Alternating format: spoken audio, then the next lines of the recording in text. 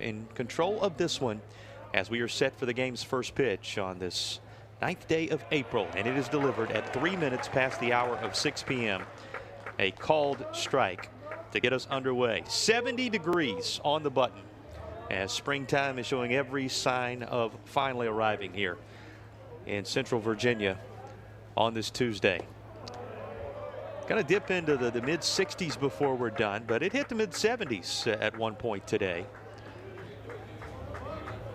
An even 70 degrees as these two teams get started.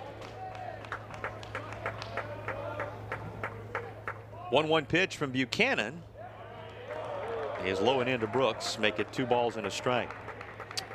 Buchanan making his first start since April 27th, 2022, and is the 10th different Cavalier to climb the hill in a starting role this season. 2-1 fouled off. That's 86 on the gun, and it evens things at 2-2. So think on that.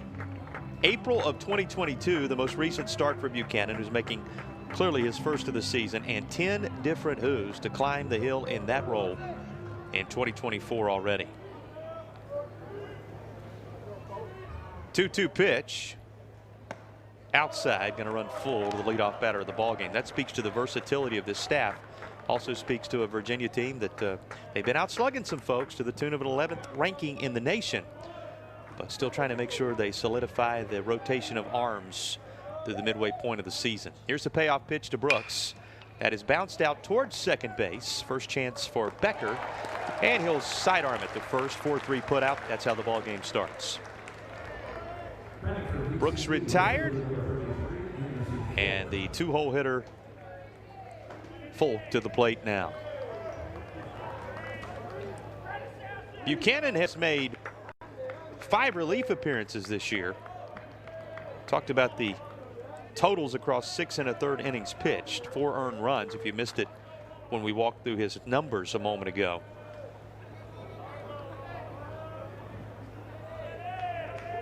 And 4 of those innings coming in his last couple of trips atop the hill. This is deep center, but backing up with plenty of room, a couple of steps shy of the wall on the warning track. Didowick grabs it, 2 down. But if you're looking for positive signs, when you look across the history for Matthew Buchanan, they are there. So you get one more look at just what a ride was given this by the VCU 2-hole hitter.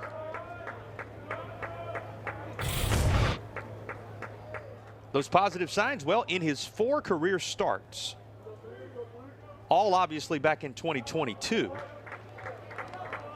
the offense had no problem supporting him.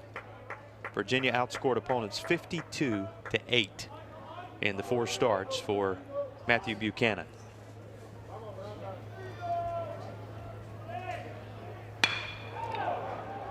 This hit well also. Didowick on the run again. This time around, he's looking up, as that is going to be the 8th home run of the season for the VCU third baseman. And Brandon Ike has put the visiting Rams on the board first with a 2-out solo shot in the opening frame.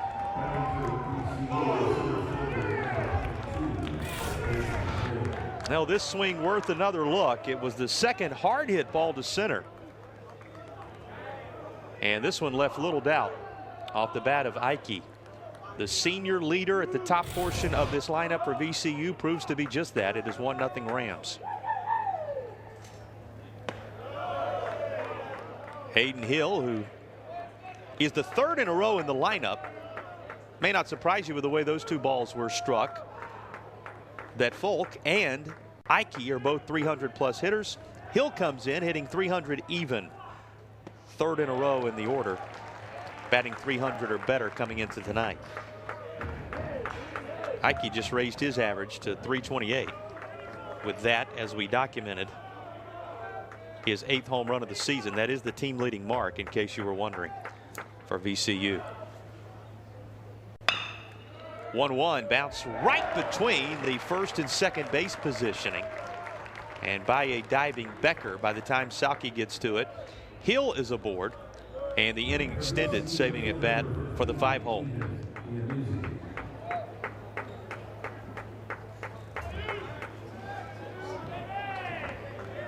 Something about this Virginia team not minding to fall behind early in ball games. No reason to hit the panic button just yet. Cavaliers have faced a deficit in 21 of the 32 games they've played this year, and 15 times have come from behind among the 25 victories that Virginia has notched this season. Often right there in the very first inning, as is the case this go round.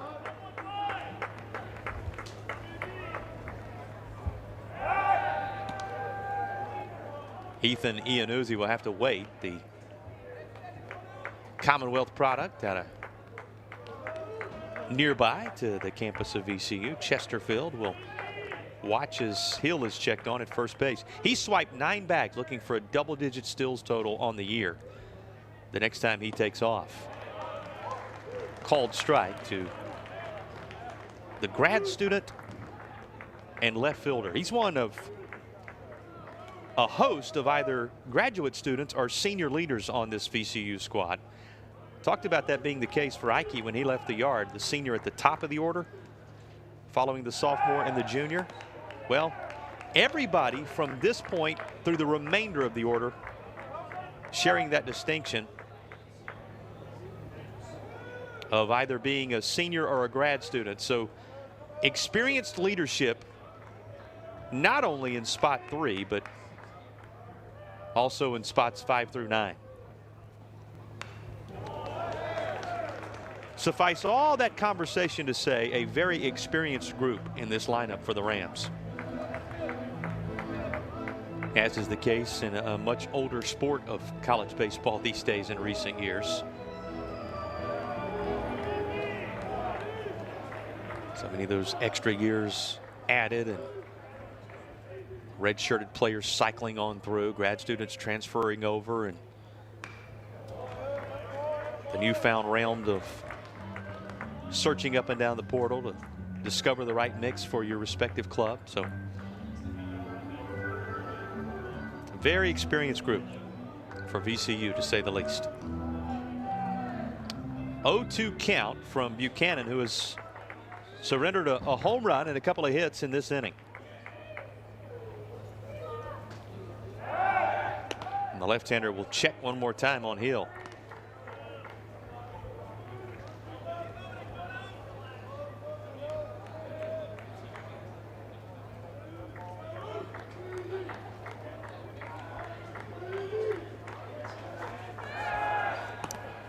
Another little toss.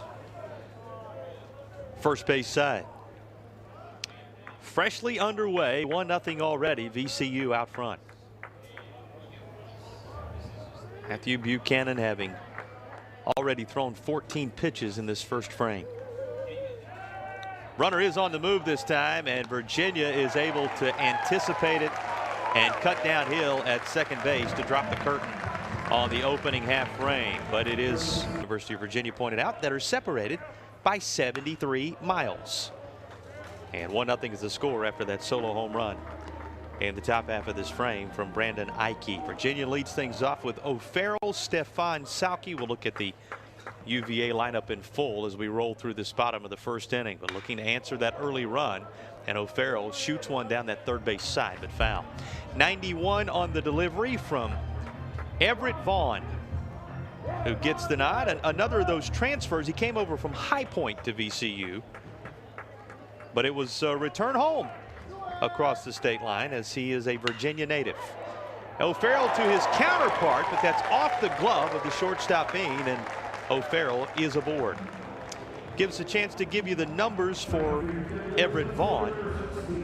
16 2/3 innings, the ERA at 7.56. He's got a whip of 1.98. He's allowed 14 earned runs, 14 total runs in those 16 2/3, an 0-2 record thus far on the year for Everett Vaughn, who again is a Virginia native, but a High Point transfer before coming back into the Commonwealth and taking his talents to Richmond there at VCU. Here's Stefan.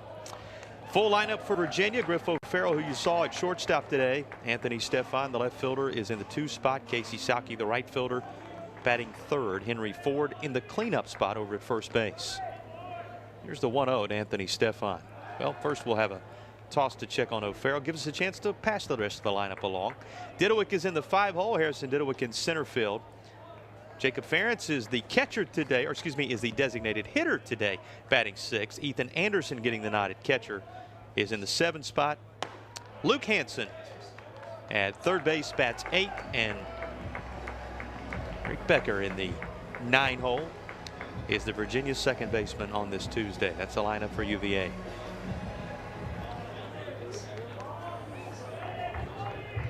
O'Farrell reaching on what was ruled as a hit. It's going to raise his average to 311, and Stefan sends this high and deep to left, backing up and reaching, but it's off the wall is the left fielder.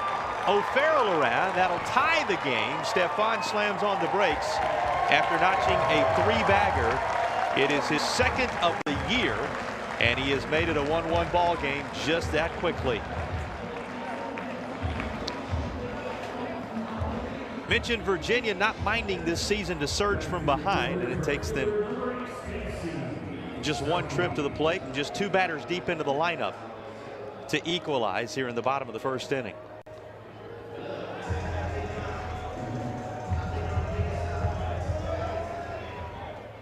Here's Salke, 133 at bats on the year and an average of 383 posted in them. He's looking to drive one home.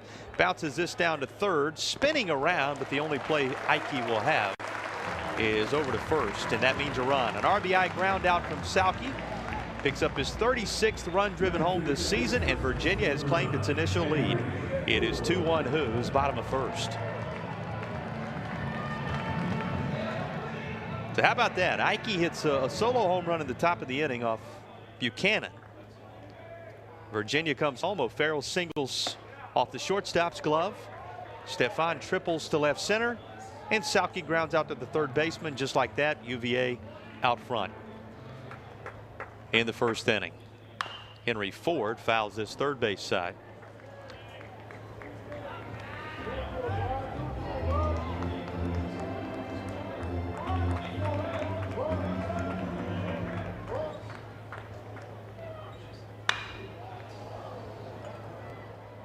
High in the air to left.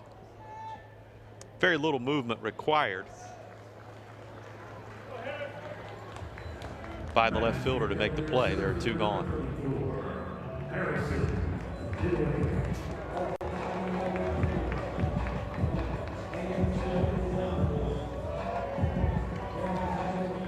Harrison Didowick, the batter. Didowick comes into his first plate appearance of the night hitting .317. And he aggressively goes after the first pitch. That's going to work its way out of play down the third base side. Well, alongside that .317 average, Didowick is the team leader in home runs, 13 of them. And he and Ford neck and neck in the RBI category. He currently leads it by 1. 44 RBIs for Harrison Didowick. Takes a strike and is behind 0-2. 92 miles an hour on that fastball from Everett Vaughn. Good look at the former Big South all-freshman team member when he was at High Point. This is going to be deep and on the edge of the grass, and it will be thrown a little high for the first baseman to gather up.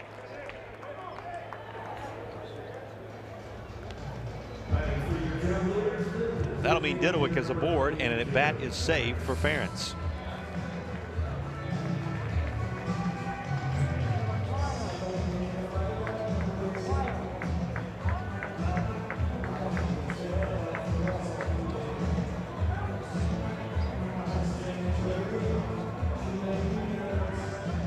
It's being ruled a single to second base by Didowick because of where he placed it. Into the outfield, though. VCU certainly would tell you. The Rams expected to come away with an out there. It was not to be. Inning extended, and a quick check on Didowick. 7 stolen bases, just a couple of times caught for Harrison Didowick this year. Virginia team you may not say runs a lot, but they certainly pick their spots. Jacob Ferentz at the plate. He has picked his offensively and otherwise this year. 412 the average. You think about what he's done handling the staff so often from behind the dish. And the power has been there. 7 home runs. And his next RBI will make him a 20 RBI man for Virginia in his first season in those Who's colors.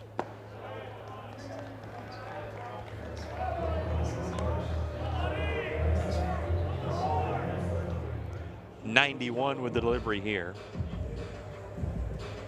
And it's 1-0 from Everett Vaughn. Vaughn was 4-4 with an ERA of 4.33 with 5 saves across 68 innings during his time at High Point. That was 2 seasons. He made 39 appearances. One of them a start. And again, through just under 70 innings during his time with the Panthers. 0-2.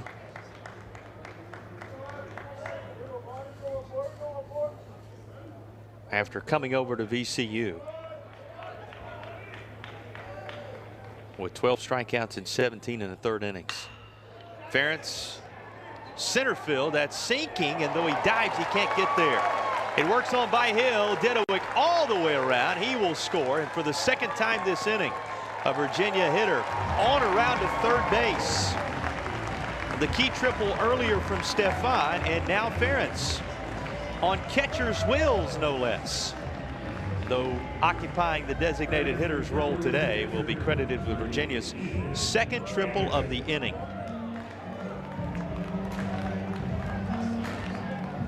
Makes it 3-1 Cavaliers. And Ferentz, with that one swing, is now a 20 RBI man this season. Here's Ethan Anderson.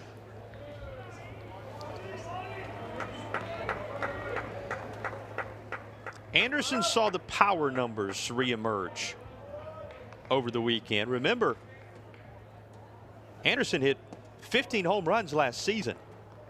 One of the top 8 marks in a single campaign all time in Virginia history. But it hit just 2 home runs and doubled his total with the pair he hit in consecutive innings over the weekend.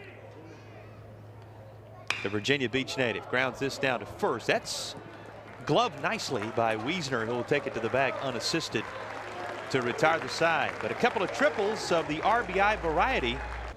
And his first delivery of this 2nd frame upstairs for ball 1. And that is to Iannuzzi, who you'll remember was at the plate as the final out of the inning was recorded on the base paths. So he gets a clean slate and takes a look at a pitch inside. 90-mile-an-hour fastball from Osinski, but tight. It's 2-0. Osinski 3-0 on the season. He's provided 14 innings plus for Virginia, which have included 7 strikeouts. The only issue, the free pass. They'll try to limit that. 8 walks against 7 strikeouts so far this year. 9 earned runs coming home during his time atop the hill, but again, has done enough to notch a 3-0 record as they turn to the right-hander here. 3-0 coming. There is that pesky issue that so often can be the case in college baseball. Free pass surrendered as the leadoff man is aboard.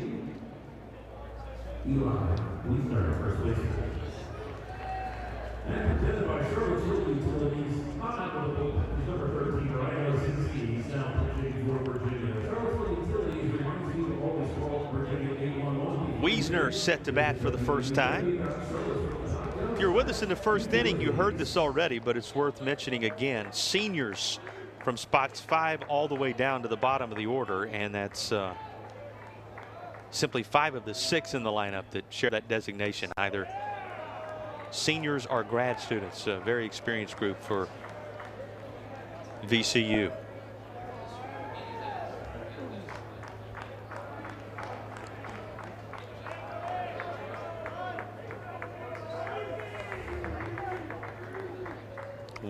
Is going to catch the inside corner. That leaving things 1-1. There's the fastball again, and well located for Osinski after the first 4 he delivered. First 5, I guess you would say, he delivered. We're searching for that zone. Here comes the 1-1. Well, before we get it, another toss that direction. 6 stolen bases. To his credit, 3 times caught this year.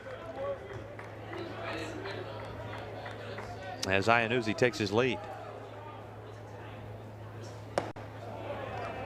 That's in there. Fastball again, and a quick 1-2 advantage for Osinski.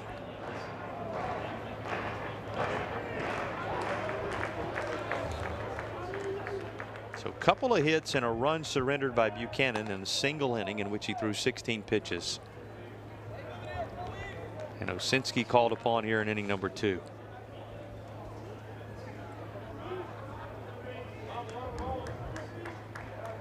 It was the first walk issued by Virginia pitching in the game, as that did not plague Buchanan in the opening frame.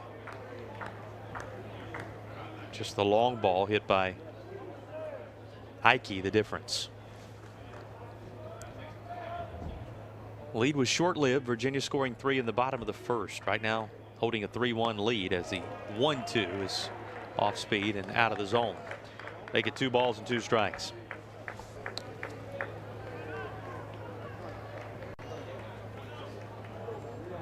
Wiesner, 264 hitter.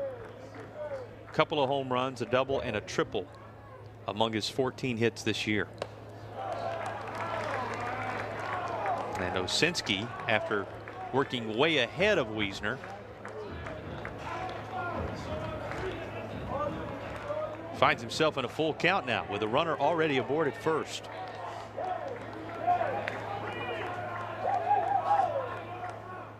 Runner on the move, and this is bounced out towards short. O'Farrell off balance throw. It is on target. And a nice pick from Henry Ford on the backside of it to complete the play. 1 away. Well, this is anything but routine for Griff O'Farrell.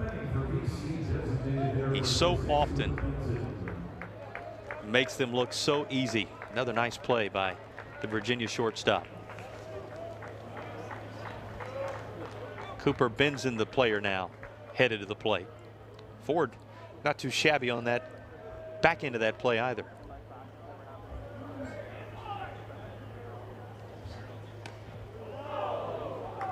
A little bit outside.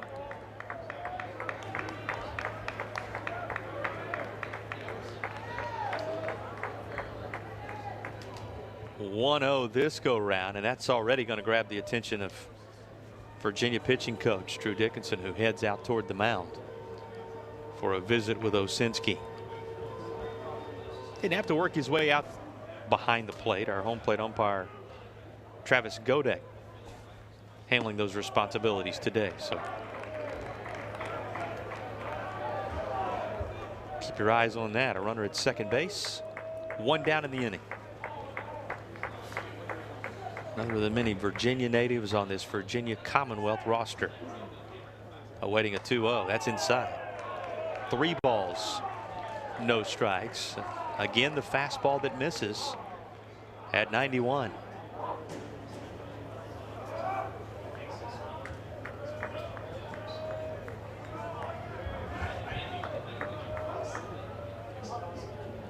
Game an even half hour old now, as we're happy to have you with us on the ACC network tonight in a 3-1 ball game, top of 2. Much going on, including right here on grounds on this night. Just a half hour or so away from a broadcast on the network of softball from Palmer. A couple of Virginia teams will duel it out there. Obviously the Hoos and Liberty in town for that showdown.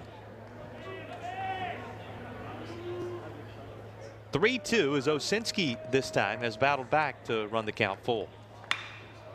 And his payoff pitch lifted in the air center. Long run for Didowick. He'll have to reach up, but it's over his head. It's going to mean a run for VCU as Trading Places out at second base. Benson coasts in there and has something to say to the first base dugout after closing up the gap to a 1-run deficit here in the second.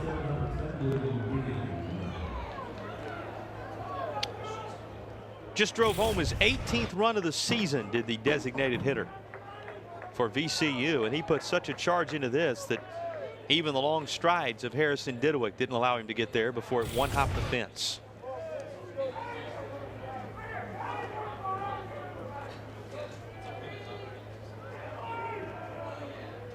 William Bean, the 8-hole hitter, takes a look at a called strike.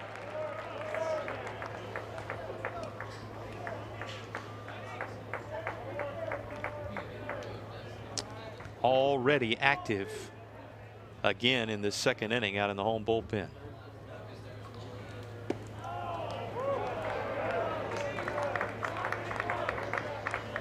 Off speed and count even 1-1.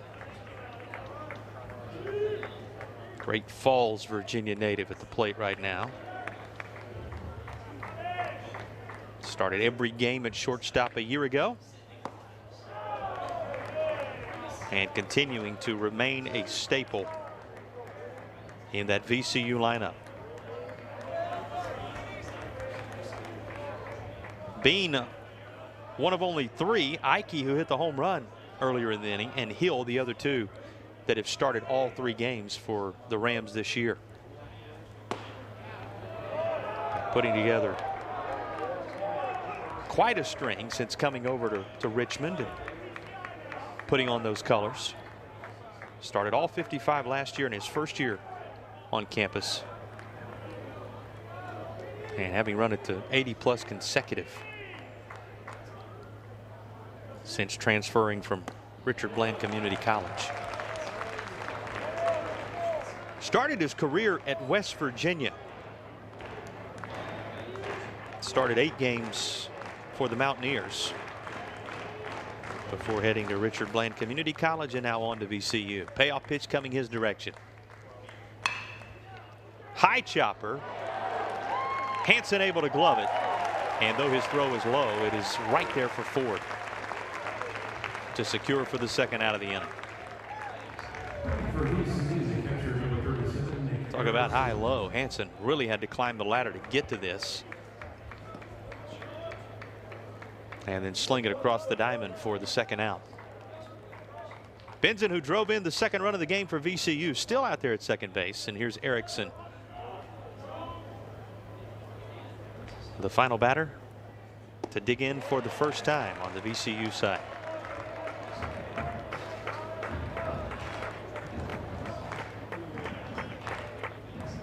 So after Lebanon's Matthew Buchanan worked the opening inning in his first start since 2022, Osinski has come on here in the second, and another bouncer down to Hansen should work him through this frame with the lead still intact and just the 1 run allowed. That's the case. 5-3 put out takes care of the 9-hole man, and we head to the bottom of inning number 2. Phil, that's the lineup in behind Everett Vaughn, who delivers his first pitch to Hansen.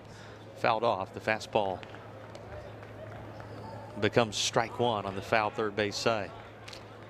Everett Vaughn is a former Big South All freshman team member, as we mentioned. Hansen bounces it down to his counterpart. That looked like the play Hansen had to make a couple of times on the third base side of it. This throw a little off the mark, though. Wiesner will have to apply the tag. He does so for out number 1.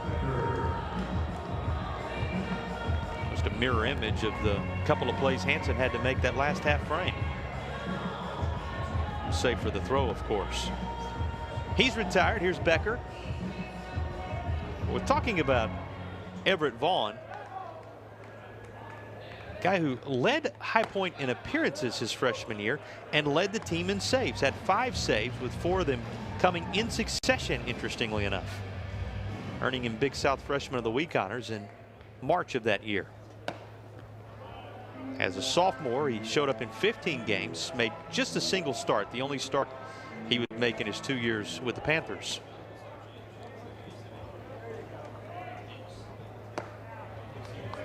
But it was against a Commonwealth opponent, Radford, that he struck out his season high trio of batters in his sophomore campaign, and that was all before he transferred to VCU. Eric Becker will up his average from 328 as he bounces one right up through the middle, or grounds one right up through the middle, maybe a better description, as that was on a rail and sets the stage for Griff O'Farrell with a man on first and one down. Becker's average up to 338 as he rolled that right by our second base umpire. O'Farrell line one off the shortstop's glove his first time up.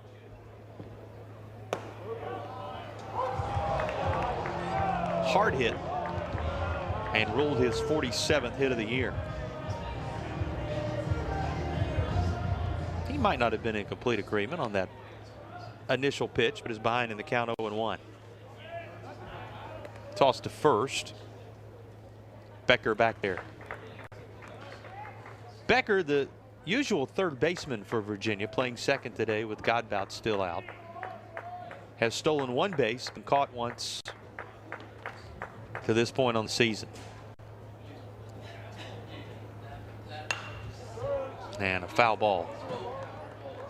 First base side. Quickly in an 0-2 hole. It's a rarely faced Griff O'Farrell, who's as good a two-strike hitter as you're going to find.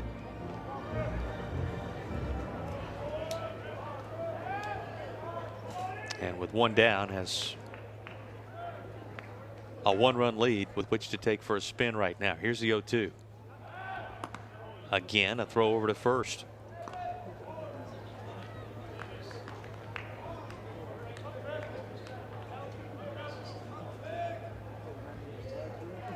Farrell, who scored 4 runs in the 3-game series against the Tar Heels over the weekend, climbed to 9th in program history in that run scoring column. 164 runs scored in his career.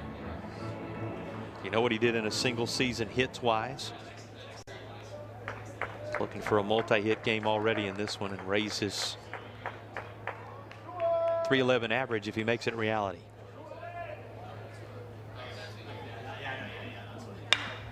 Oh, 2. This is out to short. Could be a couple. To the bag for one. The pick on the backside true, and Griff O'Farrell grounds into it. It's followed by Folk and Ike, who hit the home run in the first inning. Rams have scored a single run in each of the first 2 frames as the visitors go to work here in the third. 73rd, as we told you, all-time meeting between these two squads. In the Brian O'Connor era, Hoosier 23-6 against the Rams, and on a 47-25 advantage in the all-time series, which dates back to the late 70s. 1979, the first meeting to be specific. This bounced third base side. Fastball that Brooks didn't quite time up, and it's 1-2. Last year, Hoos took both contests for the first time since 19, which speaks to how competitive the series has been of late. Here's a 1-2. Right to Hansen. He stayed busy in the early going, and he's there for the liner. 1 away.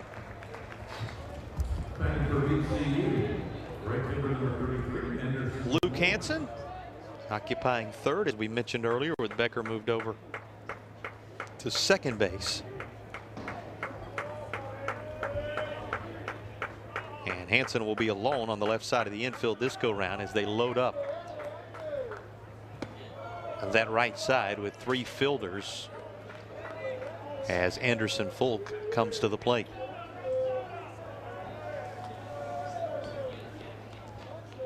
Talking history, Virginia and VCU have played a home and home 9 out of the last 11 years. Didn't happen in 2015. It didn't happen, as many things didn't happen, in 2020 with the season shortened.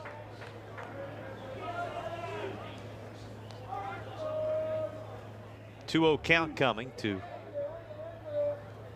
Folk, who is 0 for 1. He flew out to center his first time. You'll remember he gave it a pretty good ride to center field, but Didowick had just enough real estate to track it down as it was kept in the ballpark. The very next batter, the guy on deck right now, completely different story. He left the yard to straightaway center field.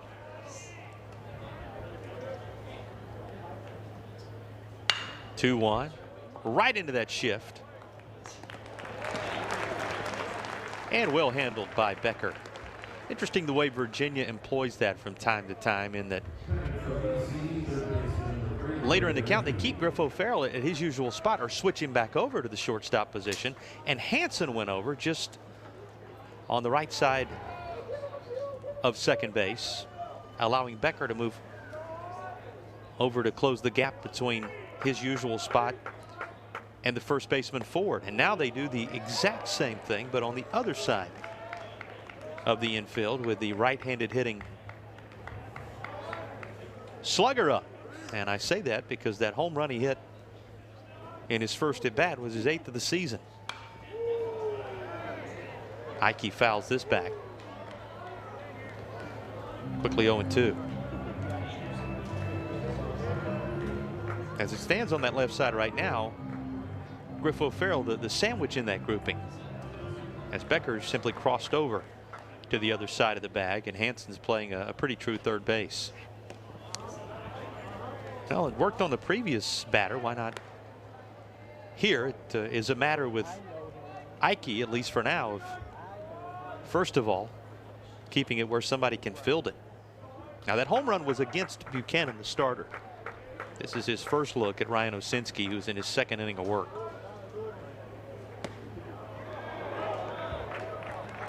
.91.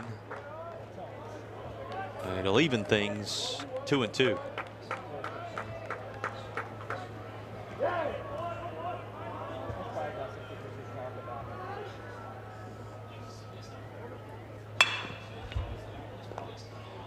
Out towards short. That is where, as we told you, the second baseman Becker was waiting. And he'll make the play. Stefan coming in at 274, but with an RBI triple, already boosting the average up over 280 on the season. So he lays off the first pitch from Everett Vaughn. Vaughn beginning his third inning of work. He's thrown 27 pitches to this point for VCU. Right-hander pounds the zone at the letters. It's 1-1. Stefan has reached in all but 2 of his 24 starts for Virginia in 2024. Fouls back another, 1-2. 2 runs on 3 hits, 1 error for VCU, 3 runs on 4 hits, no errors for Virginia as we play in the bottom of the 3rd inning. Stefan, the leadoff man in the 3rd. Lifts this left field side. Going to be the shortstop calling everybody off, and he'll make the play. Out number 1.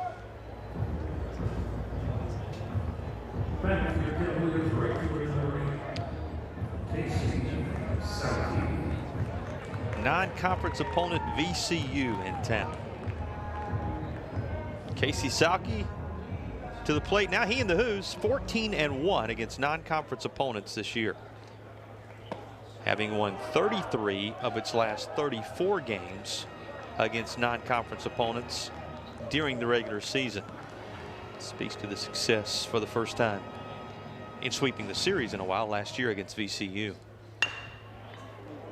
Bounces the 0-1 into the vacated spaces near second base. Casey Salke beats the shift and is aboard with 1 down. Well, if you're watching at home and you want to know how do you make them play you straight up, Casey Salke just reminded you the classic baseball way of working your way aboard with what they provide, reminding you his value as a hitter for Virginia. Here's Henry Ford.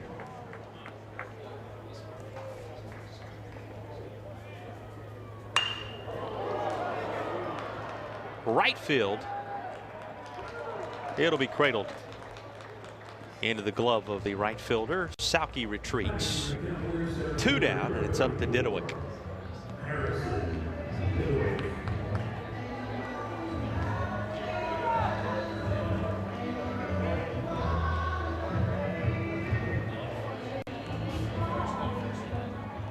Good against non-conference opponents. Virginia also good at home this year, 16-3.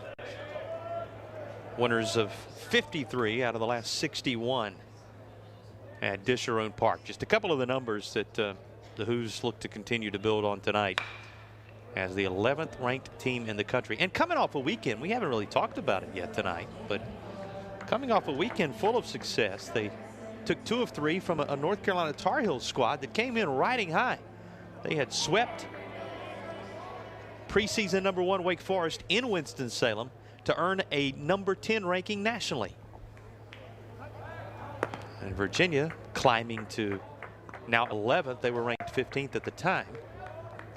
And that was as a result of claiming the series in that oldest rivalry in the South showdown here in Central Virginia over the weekend. 0-1 to Didewood.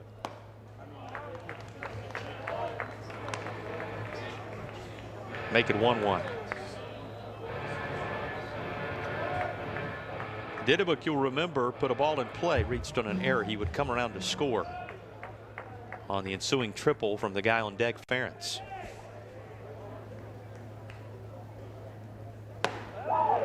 He will not catch up to this 90-mile-an-hour delivery. It's 1-2.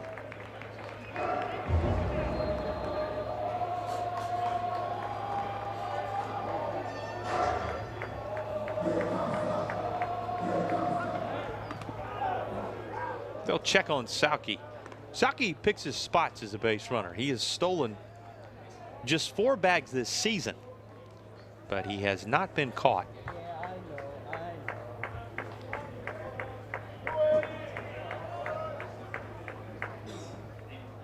Here's the 1-2. Sauke is on the move, and a swing through that takes care of business, making it a moot point out at second base. The inning is over. So both teams seeing the pitching staffs reestablish order here in the third. It's a scoreless opening frame. VCU scoring a run each in the first 2 frames, and a 1-run lead for the Hoos as the first pitch is delivered, a called strike. Blake Barker in there now, 2-1 on the year for Barker. He's worked just shy of 18 innings for Virginia and struck out 17. Opposite 11 walks, an ERA of 6.11 for Barker. He becomes the 3rd pitcher for Virginia. Matthew Buchanan started the night, his first start since 2022. Lasted just a frame, and Osinski pitched the last 2. And departs after posting a 0 in the 3rd, handing it over to Barker, the left-hander. Hill fouls off an 0-2 pitch. Final of Barker's numbers: 16 hits, 12 runs, all of them earned in those 17 2/3 innings. As on this staff day, he sees his number called here in the 4th frame. 0-2 is outside. Ball and 2 strikes. 3 hits to this point for VCU. One of them belongs to Hill. He singled back in the 1st inning.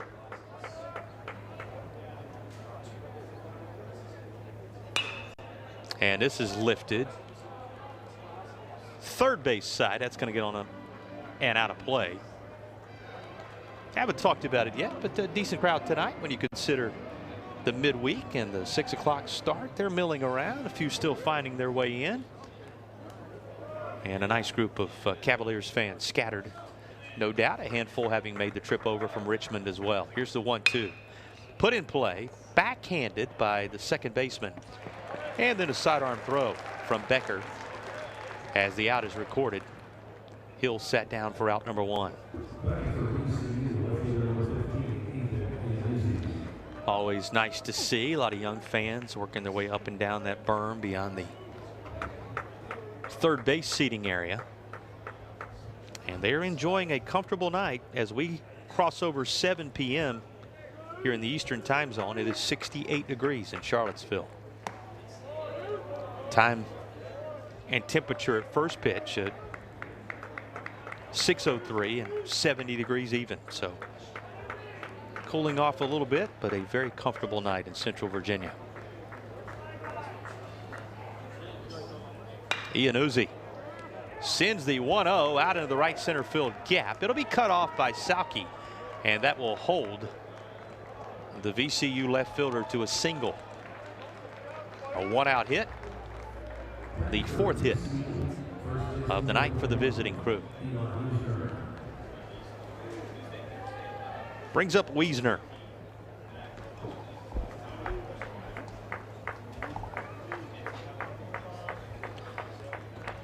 Talked about how good Virginia has been against non-conference opponents. VCU's a part of that conversation in more ways than one. We talked about the sweep of the games last year, but the only loss for Virginia was back on March 2nd against a non-conference opponent in the regular season the last couple of years. To UMass, right here at the Dish. March 2nd, mind you. And that was the first loss for Virginia since dropping a 9-7 10-inning contest to who else but these Rams on the 19th of April in 2022.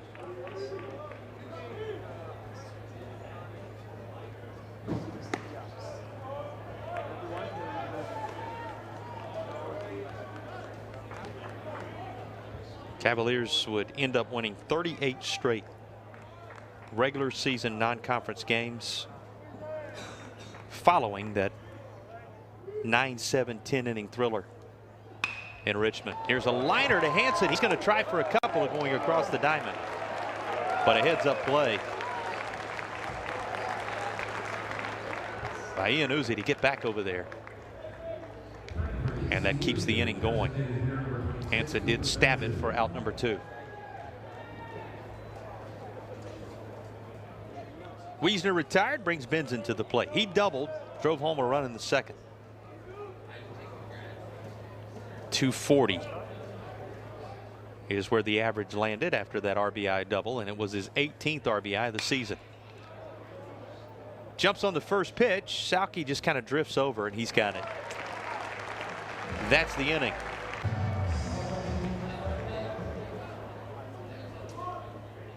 Jacob Ferentz grounds at the first pitch, third base side, and it is foul.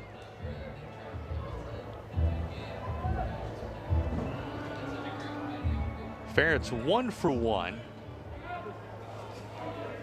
as he had the second of the 2 triples in that 3-run first inning.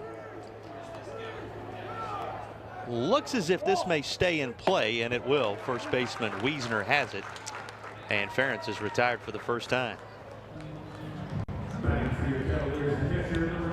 Ferentz, who has now reached safely in 22 of his 23 starts, is 1 for 2. Here's Anderson.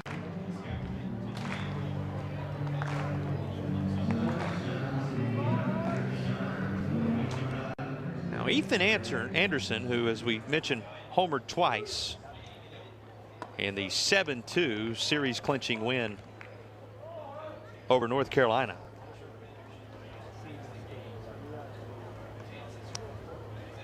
Worth noting that was his second multi-homer game of his career. And it wasn't just the 2 home runs. He was 6 for 14. That's an average of 429. Couple of doubles, the 2 home runs, and 5 total RBIs in the series against North Carolina. So very good against the Tar Heels.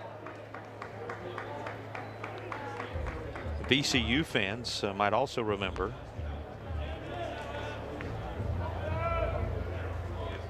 very good against these colors as well. Had a hit in his first 5 at-bats and hit a home run from both sides of the plate in last year's meeting in Richmond. Remember, that was the 15 home run campaign we talked about a little bit earlier. Would have had a 6th hit in that game, which would have matched the single game hit mark. But Mathis came up with a diving play in right center field and robbed him of that. So Ethan Anderson as good in Richmond on that day as you're going to find. Patient here, and he draws a walk. For works his way aboard in front of Luke Hansen.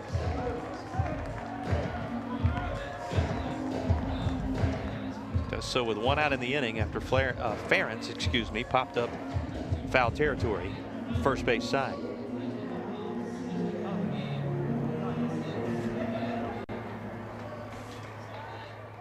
Hansen is 0 for 1. So he's been busy defensively, and with Anderson on the move, he chops this down to short. A good thing for Virginia, Anderson was on the move. The only play would be to first base. Second out recorded, but a runner in scoring position for Becker. You'll see Anderson take off from the right side, and that left Bean with no play but to first.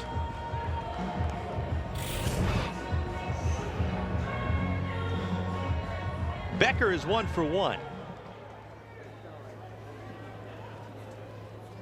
And before his at bat, Erickson is out to visit the starter for VCU, Vaughn. There has been dual action in the VCU pen for some time. It looks as if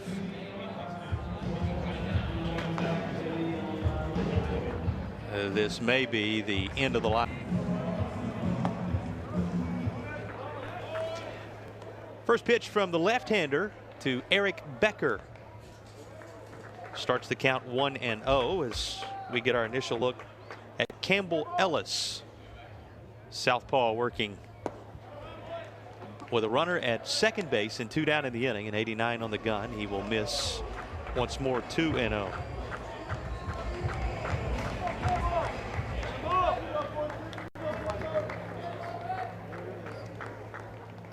Coming with 2 down in the frame. They're going to throw in behind Anderson, and that took something from the middle infield just to keep that from trickling out into center field. Well, you got to give plenty of credit to Bean right there for not only coming up with it, but watch him negotiate the baseball coming around the body of Anderson. And somehow he is still able to get the job done.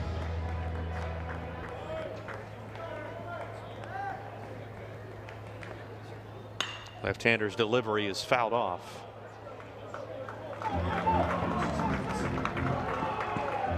Third base side. 3 balls and 2 strikes now. 2 down in the inning, 1-run game.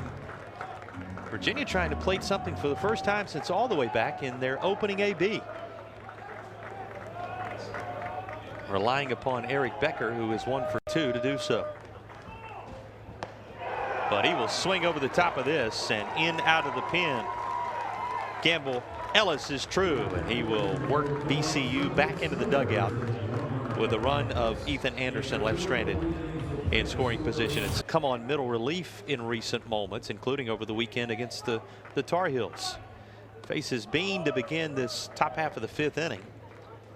Mentioned he's thrown 25 1/3 innings for Virginia. Woolfolk has struck out 27, walked 20, and allowed 20 earned runs. 23 of the runs scoring while he's been atop the mound of the earned variety. 20 of them. The ERA at 7.11, a whip at 2.13. Again, the overall record 1-1 for Jay Woolfolk. Spent some time as the Sunday starter. You know what he meant to Virginia in that run last year as a part of that back end of the bullpen. And the options given the Hoos to close down some games in 2023. Working into what will eventually, as many pitchers are at this point in the year, the discovery of the eventual role here in 2024. Called upon in the midweek here to get some work, and a 2-2 to Bean is fouled off. But true of so many you're going to see on both sides tonight. Woolfolk follows Buchanan, who started, worked an inning. Osinski, who worked a couple, and Barker, who came on, faced just 4 batters and threw 12 pitches as Barker worked through a scoreless 4th. Woolfolk a 94-mile-an-hour delivery as it stays 2-2. to the leadoff batter in the 5th. 2 runs on 4 hits for VCU and 1 error charged to the Rams to this point. Just a couple of left on base by VCU to this juncture. Here's the 2-2 outside, 3-2. 3 runs on 5 hits, no errors for Virginia, who's have left 3 runners in the ball game. So that kind of brings you up to speed if you're just finding us. And most of that offense coming early. 1 in the 1st, 1 in the 2nd for VCU. All 3 Virginia runs coming home at the bottom of the 1st inning. Here's a payoff pitch. Bean chops this third base side. That's on the foul side of the bag. And it'll keep it 3-2. 94 again on this delivery from Woolfolk. As they scramble for a souvenir down that third base side.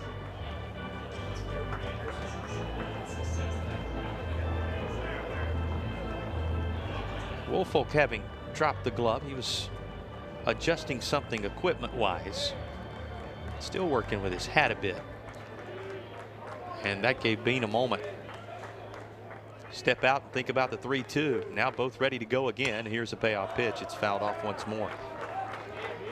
Steady in the mid-90s. 94 in the speed check on each of the last 3 fastballs from Jay Woolfolk.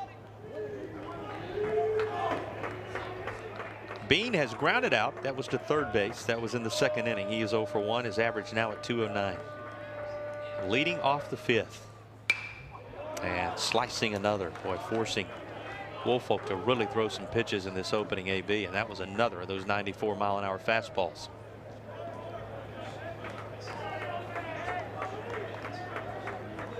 Steady diet of them for the VCU shortstop.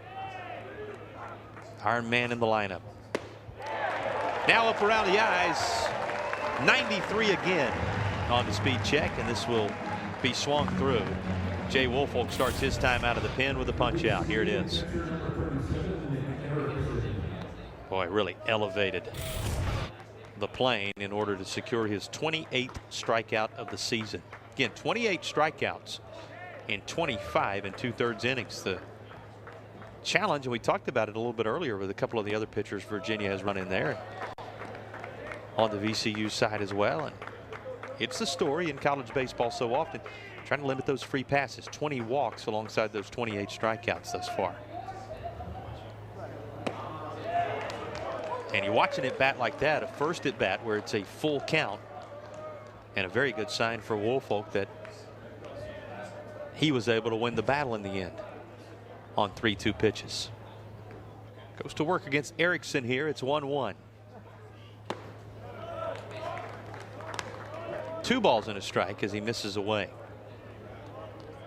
Erickson 0 for 1. He too grounded out to the third baseman Hansen. You'll remember those were back-to-back choppers from Bean and Erickson that Hansen handled, and that comes in, and that does not feel good at 94 miles an hour. It will hit Erickson. He'll work his way to first, but in painful fashion.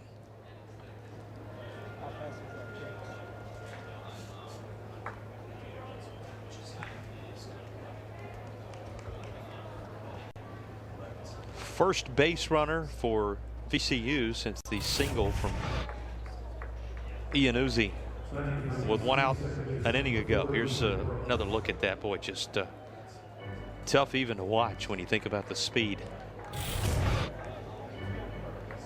on the delivery from Woolfolk. Erickson a hit batsman, so he's aboard. Rolls it around to the top of the order, and Ethan Brooks.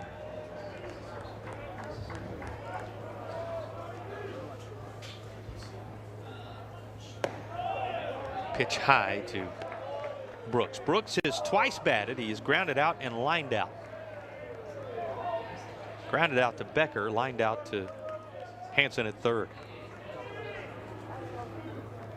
Still looking for an average, freshly into the mix for VCU. This just his 8th official at bat of the season. He only had 5 plate appearances coming into tonight.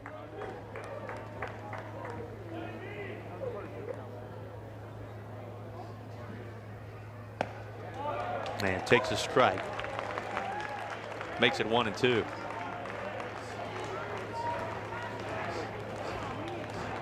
Jay Woolfolk, the former two-sport athlete, quarterback here at the University of Virginia, early stages of his career.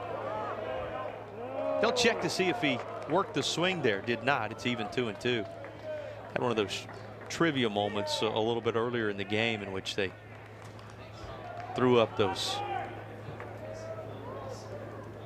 deceptive resumes. See if you can find out which member of the Cavaliers roster they were talking about. This is lined into center field. That's going to drop in front of Didowick. So 2 aboard with 1 down. And headline number 1 was, I was a quarterback on my high school team. Well, here's one of the guys on the mound now that you think about. Of course, the other 2 headlines gave it away. You find me at the top of the order, and I have the all-time single-season hits mark. You knew it was Griff O'Farrell, but Woolfolk, a reminder of the athletic members of this Virginia roster. He's one of several quarterbacks. Luke Hansen, who we've talked about, busy at third base today, also shared that distinction of quarterbacking his high school team out in Williamsburg. And a lot of athletes, multi-sport athletes. You think about it this time of year with some of the sports closing up. Owns a 1-0 record as he gets set to face the 2 spot in the VCU order. Erickson is out at second base, Brooks at first. There is simply 1 down in the inning, and Owen Cody's first pitch is outside. 2.65 the ERA alongside that 1-0 record we shared with you. 20 strikeouts against 4 walks, and just 5 earned runs allowed in those 17 innings.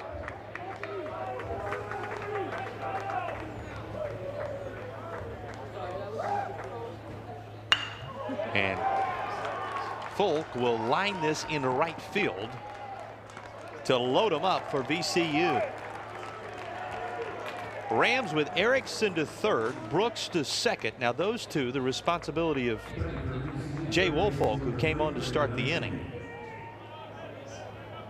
after one was hit by a pitch and the other singled into center field. But they are a part of the table completely set for a guy who already has left the yard tonight.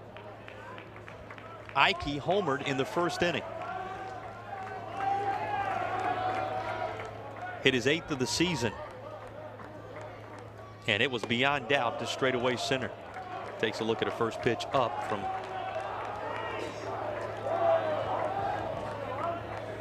the Virginia left-hander.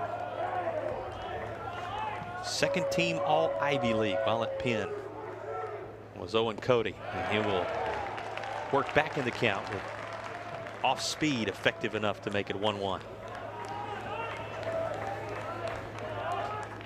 Base is full for the Rams in a 1-run ball game. Looking to score for the first time in the second inning, this VCU squad. Off speed again, this time buried, and it's 2-1.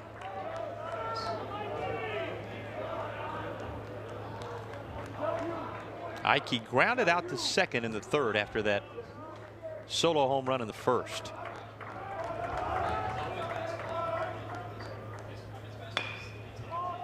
Down to third. Hansen going to take it to the bag for 1. He goes across, and Ford couldn't quite hang on. The run of Erickson comes home to score as the inning does continue. Ties the ball game at 3 apiece, just as Ike was arriving at first base, and they will look it over and determine it will remain as called on the field. So it is a 3-3 ball game, with Ike safe at first, having taken care of his trip up the baseline as expected by the rules of the game, according to the determination of our umpires upon video evidence. Aiden Hill at the plate now. 2 down, and the go-ahead run in scoring position.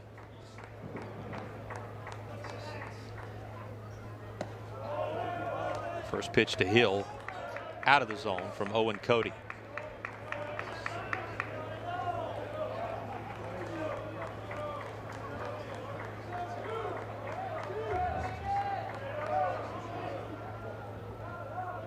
(1-0) coming as Cody looks at the runner at second base. and drops one right over the top and into the zone to even at 1-1. Walking back through this inning for you, it started with a strikeout of Bean. That was with Woolfolk on. But he hit Erickson and gave up a single to Brooks. That's when Owen Cody was called upon. A single surrendered to Anderson Folk, followed by that ball put in play from Brandon Ike, which has tied the game. And here is Aiden Hill. 2 still aboard with 2 down. Breaking pitch high and tight.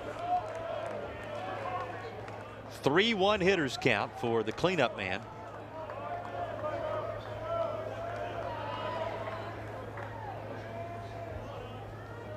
As we are nearing the midway point of tonight's ball game. Here's the 3-1. Ball 4 loaded again for VCU.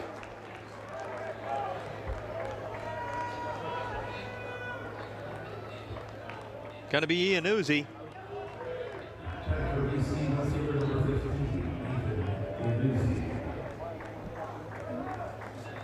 And if you're looking across his night so far, walked and scored a run in the second, singled in the fourth, officially 1 for 1.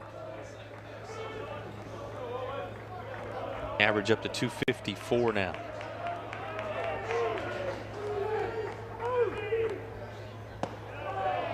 Effective on the year with them loaded. 667.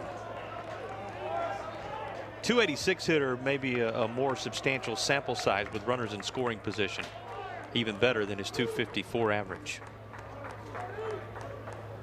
And Cody's pitch in the dirt, covered up by Anderson. And it is 2-0 with no empty spaces upon which to put the VCU left fielder.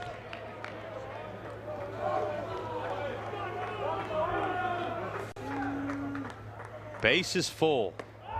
And 3-0 now the count to Ethan Iannuzzi.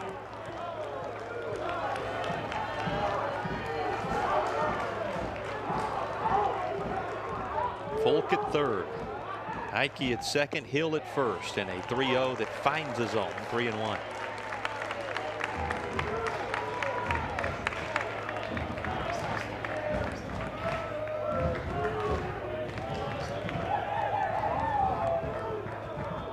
Cody's 3-1. Outside, and the merry-go-round begins. VCU now leads it 4-3 on a bases loaded walk. So credit Iannuzzi coming up with a nice AB to patiently wait on the Virginia left-hander to find the zone. Station to station they go, and Wiesner now, the 6-hole hitter, will bat. But it appears he will do so against a new Virginia arm. A bases loaded walk, keeping things rolling for VCU. And now a called strike to Wiesner.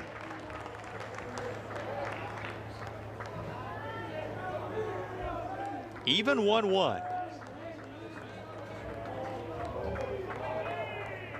As they lead off every base for the Rams, and that's cued off the end of the bat, but foul. First base sign.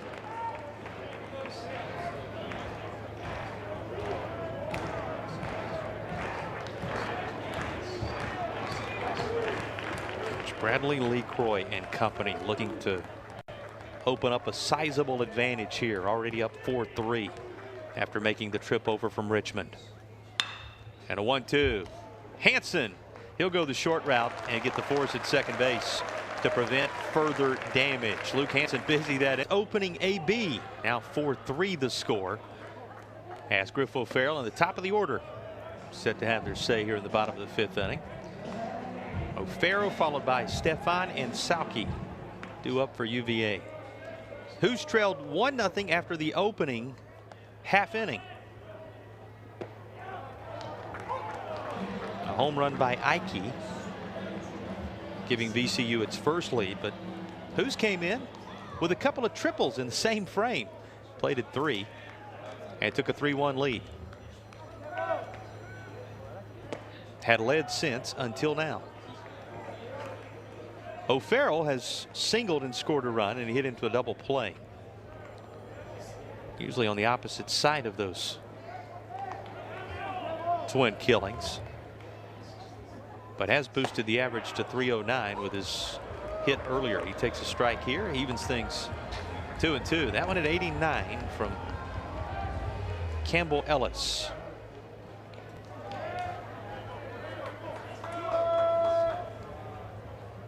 Ellis came on, got the final out of the previous inning, and starts this one clean, and does so with a liner from O'Farrell to the first baseman. Wiesner, one away.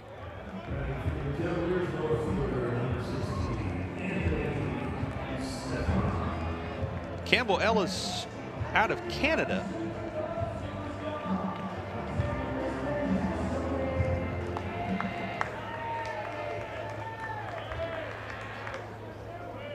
And came straight to VCU out of his prep career at Christ the King Catholic Secondary School.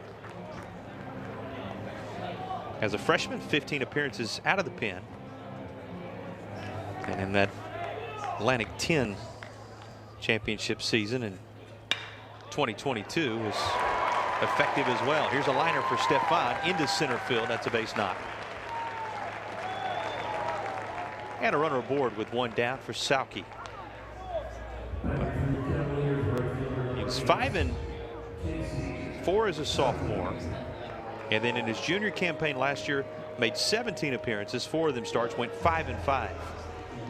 And as we shared with you when he came on an inning ago, has an 0-1 record with 14 strikeouts in 15 2/3 innings. An ERA of 4.02 thus far this year.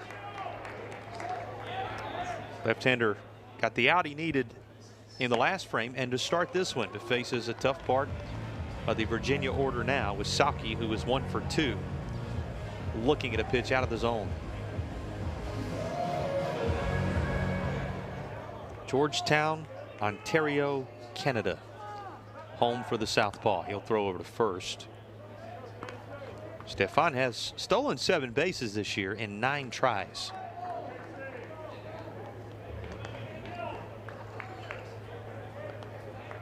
Sauke's average now at 385 with his hit back in the 3rd inning. Takes a called strike. That'll even things.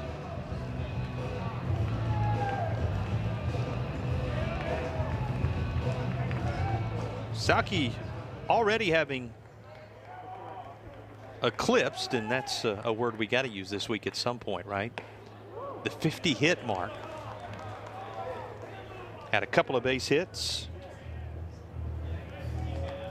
on Saturday, which was the finale against North Carolina.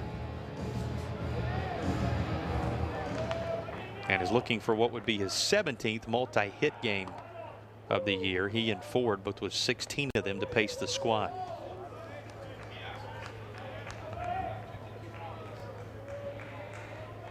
Entered the day tied for 2nd among ACC hitters with those 51. Now he's made it 52, looking for number 53, but doesn't appear as if it'll come on this at bat,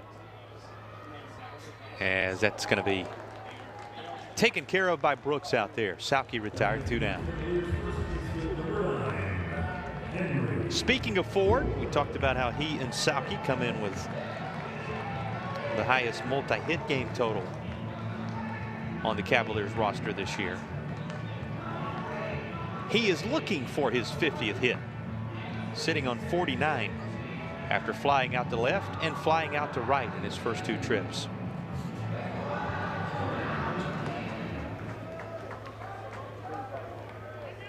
Those 49 good enough to pace the country among freshmen.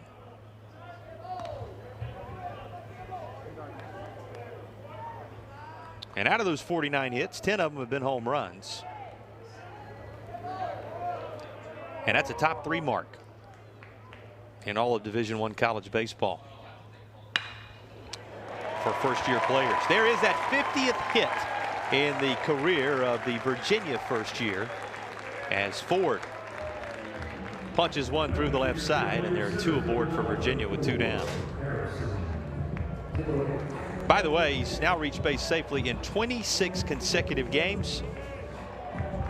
And Henry Ford, with that mark, possesses the high water mark in active streaks on the team, with 26 consecutive games during which he has reached safely. Not a shabby start to his collegiate career. Here's Didowick.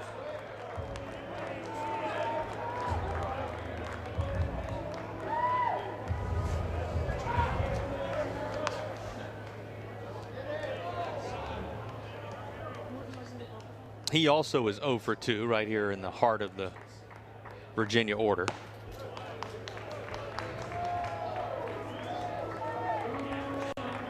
Sophomore reached on an error in the first. He did score a run, but again, that was after reaching on the miscue, and he struck out in the third.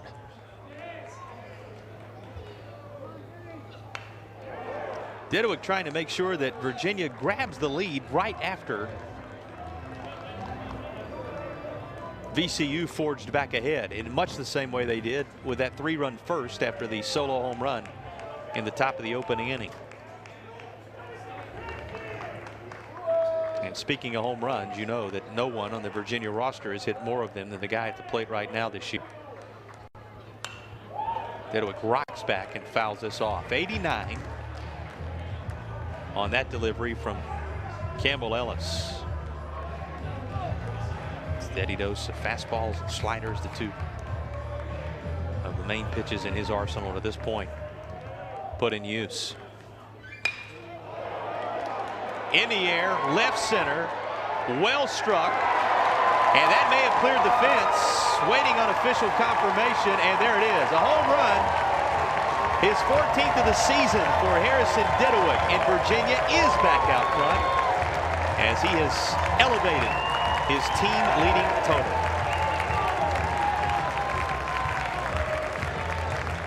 Well, at first glance, it looked like Didowick had cleared the wall out there. The ball came back, but it was above the yellow line. And our third base umpire ultimately trotting out and giving the universal signal that this one had enough on it to be considered a round tripper. Eric Bynum trotted out there. He had a really good look at what you're seeing now, which is that kicking off the front row of the bleachers. First pitch to Jake Ferentz, and he's going to send this into left field. Just like that, Virginia has notched its 9th hit of the ball game. And that brings Anderson to the plate. 6-4 UVA, following a 3-run home run from Didowick.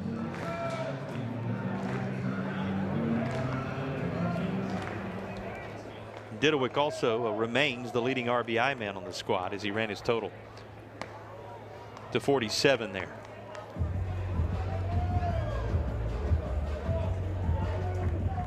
Ethan Anderson.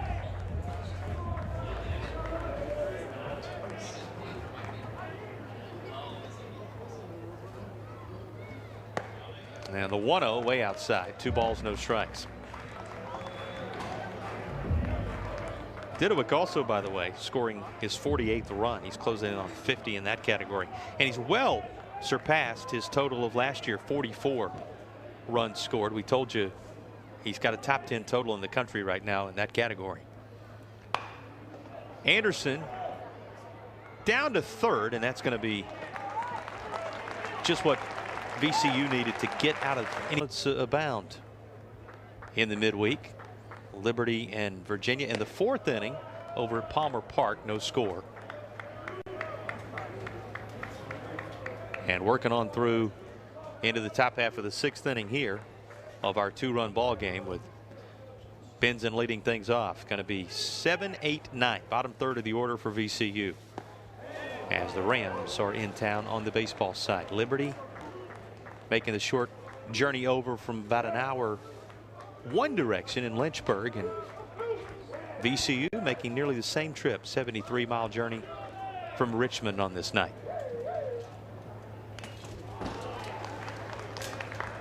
Benson fouls this back, make it 1-2. Benson is 1 for 2. He doubled and drove home a run in the 2nd inning.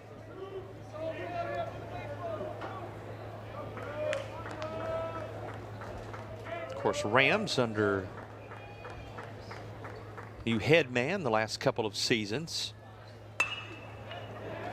Spins and puts this in the air toward right. Sauke trotting to his right will make the play. Out number 1. Bradley LeCroy taking over in August of 2022. Working through his second season in charge of this Rams program.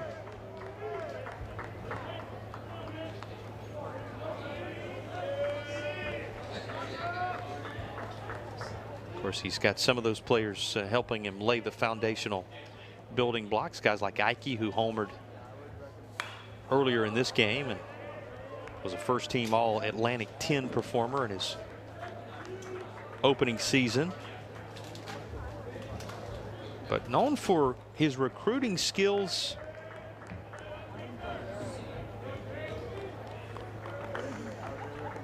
And ability to bring all the pieces together when he was awarded the job there in Richmond. Guy who had a couple of stints ACC-wise with the Clemson Tigers.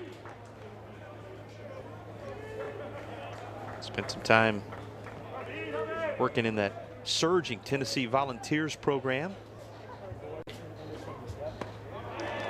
One-time assistant at Western Carolina. All those ties. Assistant coach at Clemson, Tennessee, Western Carolina, out of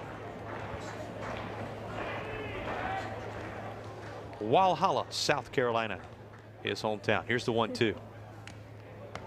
Fouled off by William Bean. It's going to stay 1 ball and 2 strikes, but for those 2 stints at Clemson, the time at Tennessee really grabbed your attention. All started for him close by home at Anderson University in South Carolina. He was an assistant and a recruiting coordinator there for the Anderson Trojans in the upstate of South Carolina. Here comes a 1-2 pitch to Bean. But again, known for, is we documented for you what he did during his time at his alma mater, Clemson, and then of course Tennessee. His ability to recruit prime talent, something he's also been able to already do there at VCU.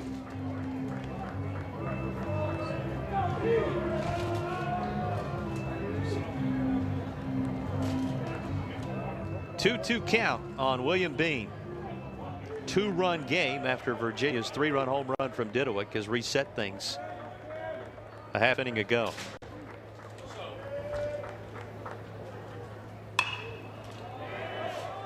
Shallow center, and it's the second baseman Becker backing up. He's going to be called off.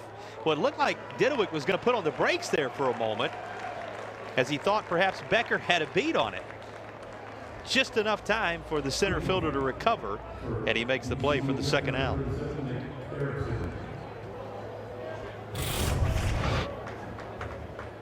Watch Becker kind of retreating there, and you'll see Didowick. He pulls up, and then when Becker turns, Didowick says, well, looks like that's going to be mine. Lunges for it and makes the catch for out number 2. But finishing up on Bradley LeCroy, the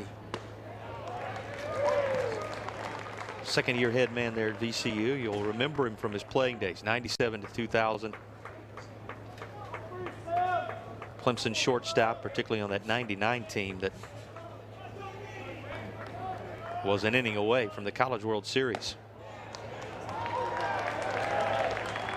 And then that 2000 squad that made it there. It's a guy who has all that experience beyond just his recruiting skills and the highly regarded nature as one of the great young coaches in the land. You think about the NCAA tournament experience he enjoyed personally in all 4 years of his playing career there in Clemson.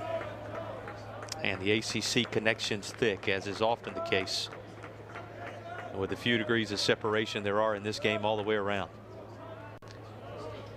1-2 coming to Erickson with 2 down and the bases empty in a 2-run ball game.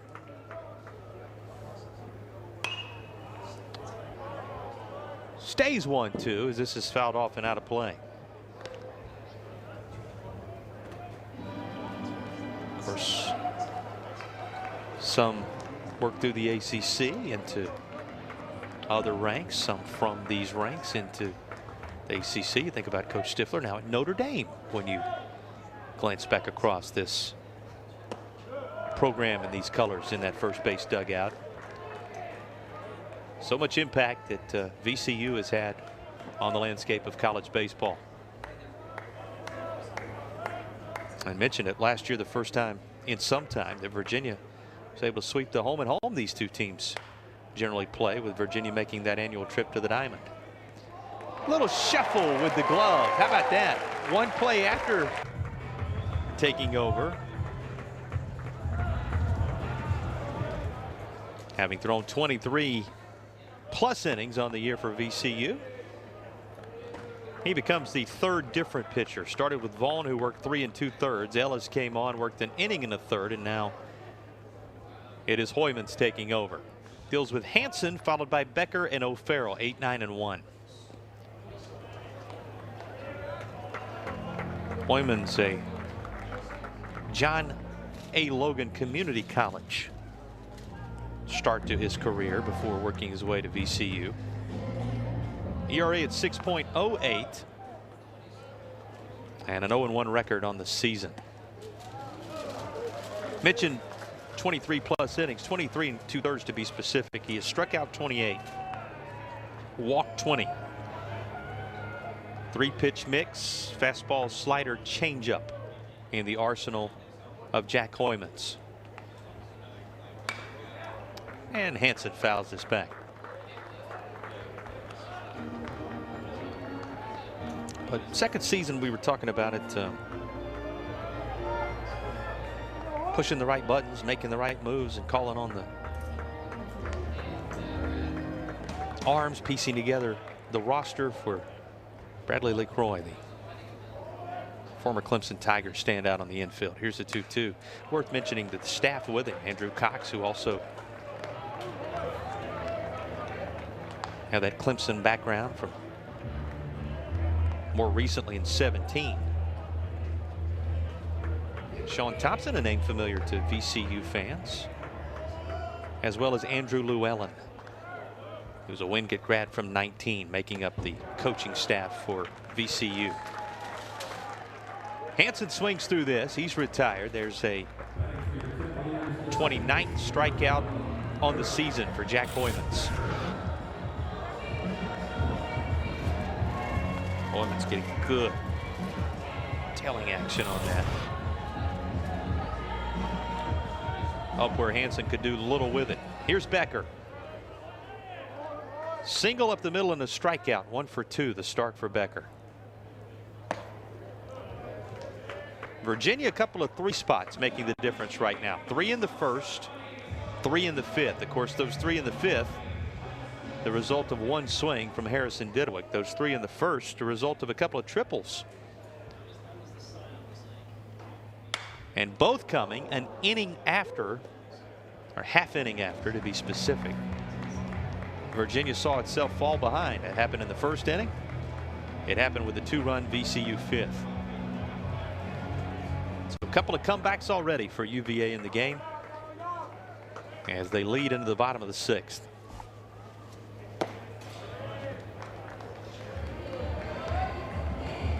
$90-mile-an-hour on this delivery of the fastball. 2-1.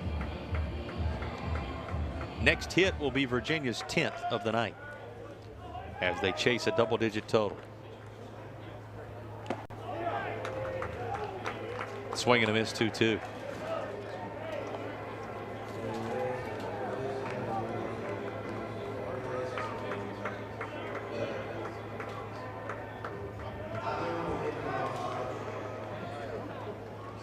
Awaiting a 2-2 pitch. Into that loaded up right side of the infield. Going to be handled for out number 2. Hansen strikes out. Becker grounds out. And Hoymans 2/3 of the way through the inning. But always difficult to retire. Griff O'Farrell stands in the way. Just the 1 hit for O'Farrell tonight. It was in his opening AB. He singled and would score on that triple by Stefan. Remember, O'Farrell lined it off the shortstop's glove. Bain, who's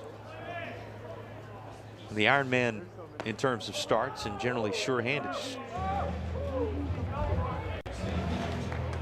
got no more than his glove on it as O'Farrell scalded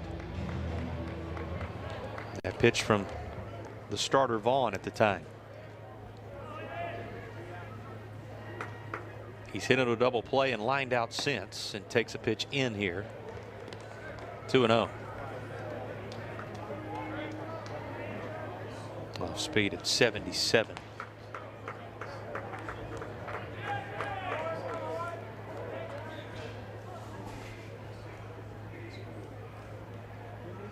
O'Farrell pounds the 2-0 down into the dirt. It's 2-1. That was the fastball again.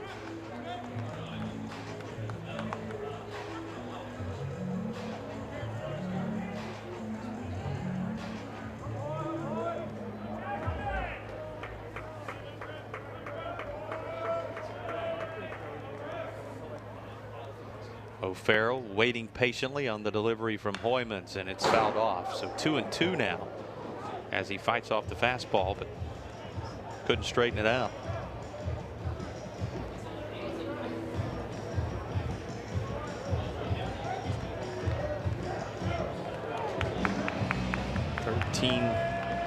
Mid-season All-American according to Perfect Game. Just how much does he battle with 2 strikes? Entering tonight by the numbers, second toughest strikeout in the ACC. Battling with 2 strikes again here, this time with 2 down in the inning and nobody aboard.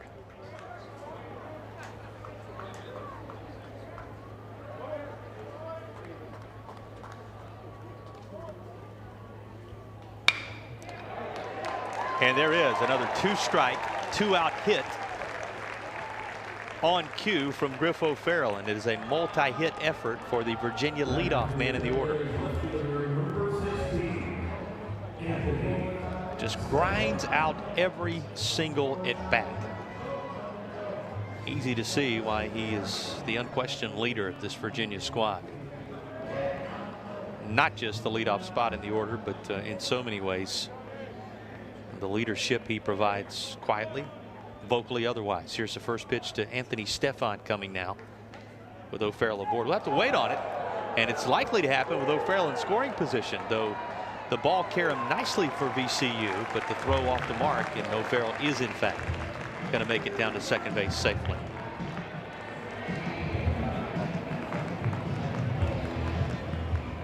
So O'Farrell is single, and then an errant throw on a pickoff attempt. And O'Farrell's in scoring position with Virginia's potential 7th run. Dances off the bag. Here's how he worked his way to second base. Well out of Wiesner's reach.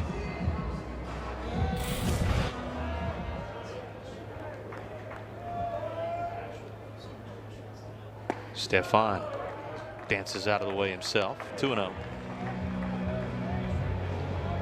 Well, Hoymans struck out Hansen swinging. Got a ground out to the shortstop from Becker.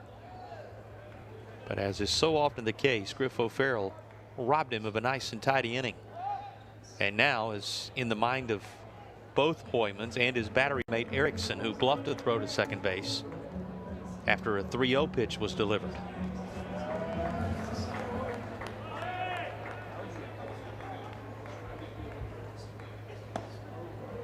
That's right down the heart. Make it 3-1.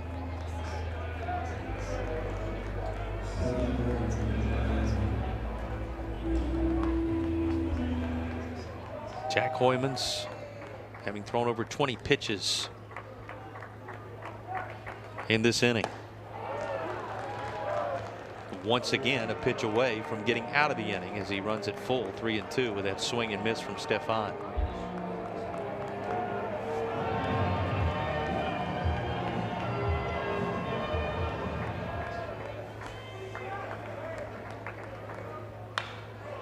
Stefan fouled back.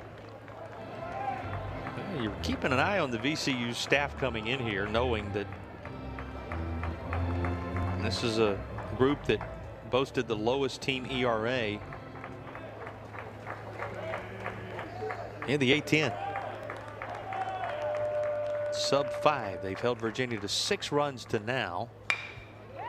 Who's looking at number 7? If this gets through, it will. O'Farrell around, and 2 out noise from Virginia makes it a 7-4 game.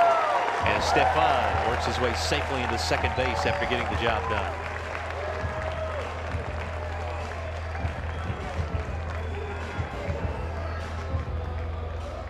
Anthony Stefan following up Griff O'Farrell's 2-out hit with a bouncer right through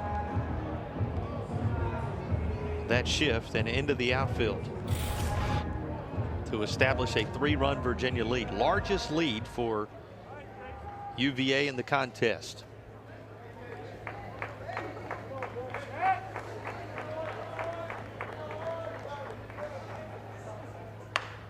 Sauke, first pitch. That's fair, first base side.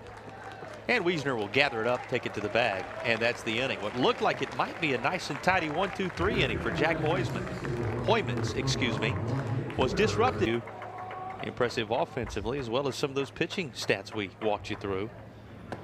This is a team that, though they trail Virginia 7-4 at the moment, averages 7.5 runs per contest. That's third highest in the A10 coming in. Highly regarded conference from which VCU hails. Called strike to Brooks, top of the order here. Brooks looking to jump start it. Each of the first 4 spots make that 5 spots in the order with a hit, and also the 7-hole hitter Benson with a base knock, as the 6 hits have been evenly distributed up and down the lineup for VCU today.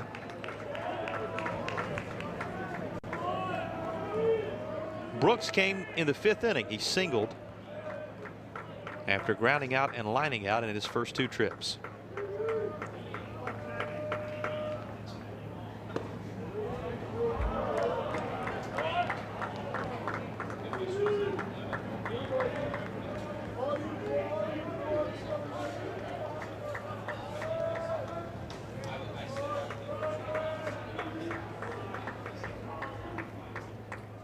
Three-1 coming.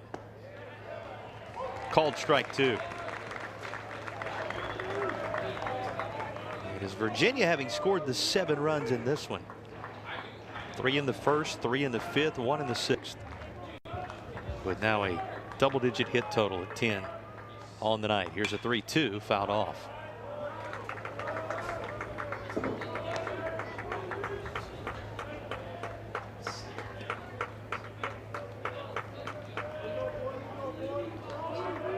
Ten more hits for a Virginia team that came in leading the country in that category with 401.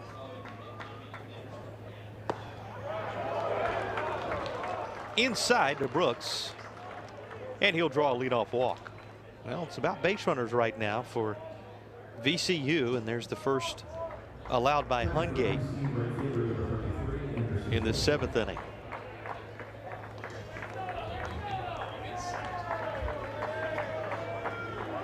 Had not given up a hit in an inning and a third.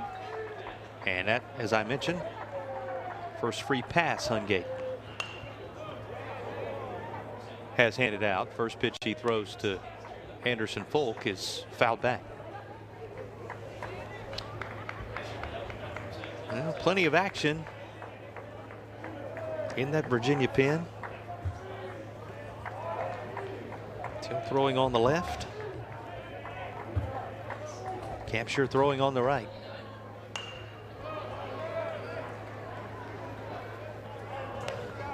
Reverse the arms with where they were on your screen, and you see the options from each side for UVA. Hungate has now thrown 30 pitches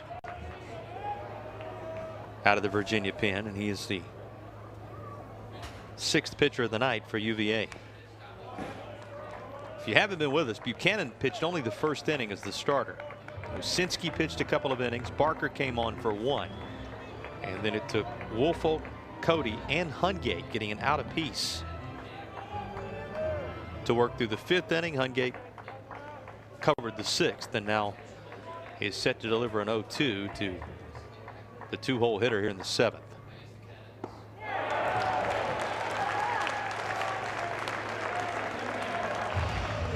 There's his first punch out. So surrendered his first walk and comes away with his first K of the night and his 25th of the season, as Hungate had pitched to contact to this point. Here's a look at that strikeout. Bottom dropped out. Ike, who homered in the 1st inning and is now 1 for 3, will be the batter. A little toss over on Brooks. Brooks, though he's in the leadoff spot in the order, has stolen just a single base this year. But again, very limited action as he came in with only 5 ABs, working his way into the VCU lineup.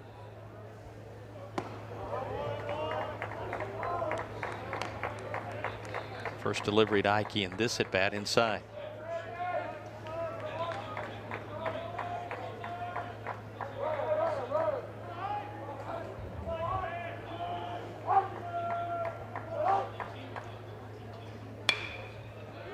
Down to 3rd.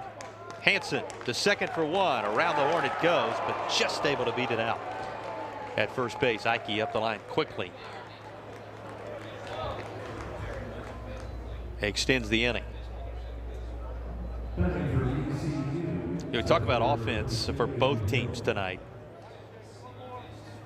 And for Virginia, it's the home run ball again. This defense has been there. This is how close it was to a double play turned by Hansen and company.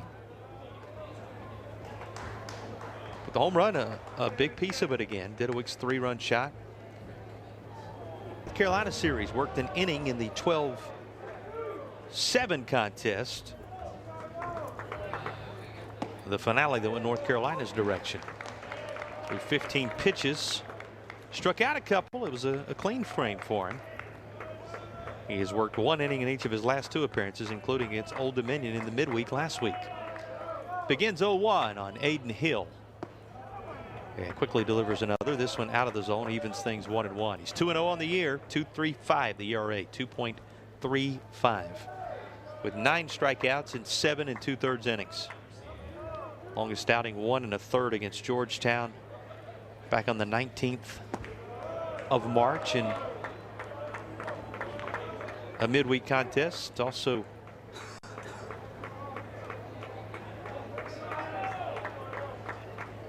one of those instances that he struck out a couple.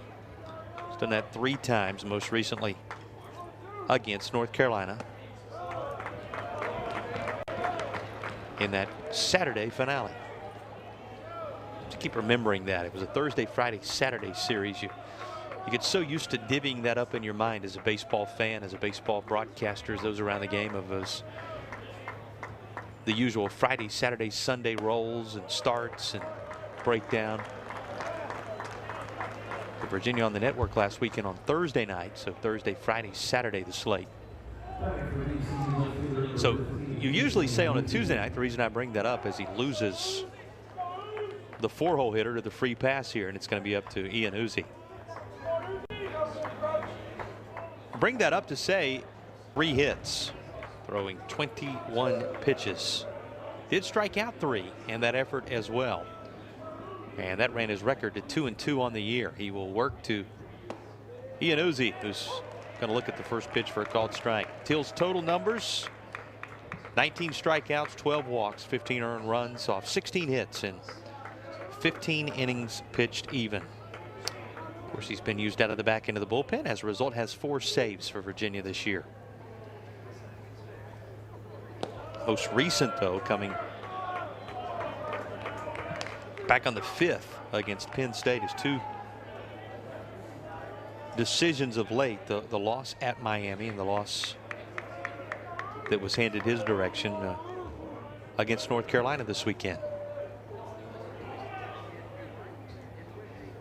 1-1. Make it 1-2. You think about his start. First 5 times he pitched: save, save, win, save, win. 6 out of the first 7 he had either a save or a win as a result. Trying to protect a 3-run lead here. The 1-2, and that is lined right field side. It's going to be picked nicely right in front of that bullpen for VCU.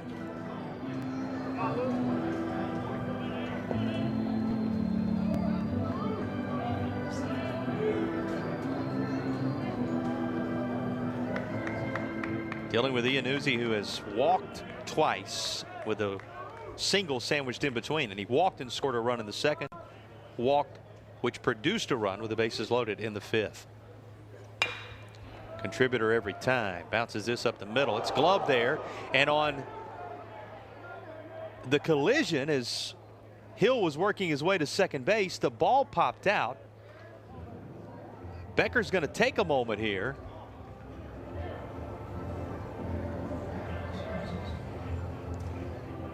The call with the ball coming out is that no out was recorded, so it'll be bases loaded with 2 down. And Virginia with Becker at second base because they're already down a second baseman. Got about the usual second baseman out across the last week or so. And now VCU. And it is going to be a pinch hitter from the left side. Big cut is taken on the first pitch from Teal.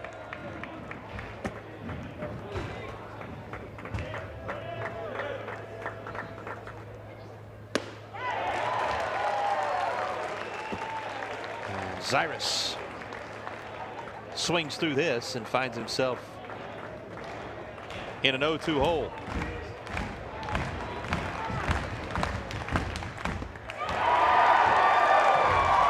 And Aiden Teal wins the battle. He will strike out the pinch hitter for VCU and leave them loaded in this 7th inning, preserving a 7-4 lead. So much happening here in the top of inning number 7.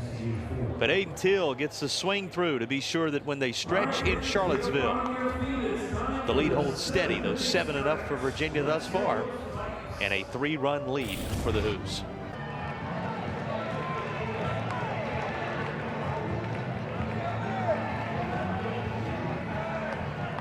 Henry Ford will lead it off for Virginia. Bottom of the 7th inning. 7 the number right now.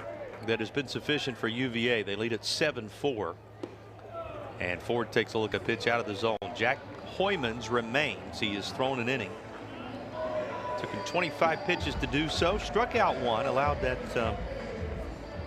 additional run Virginia added in the bottom of the 6th to set the score where it currently exists. Ford tonight, he did extend that streak we talked about to reach base variety with a single in the 5th, and he came around to score that run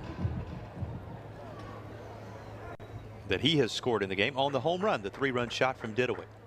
Still the loudest blow of the night on either side. Ford looking for one of his own. He drills this deep center, backing up a few steps shy of the wall, and making the catch is Hill. It's a long, loud opening out in the bottom of the 7th inning. Well, for a moment, the fans thought they had just witnessed Ford's 11th home run of the year. But that was to the deepest part of the yard.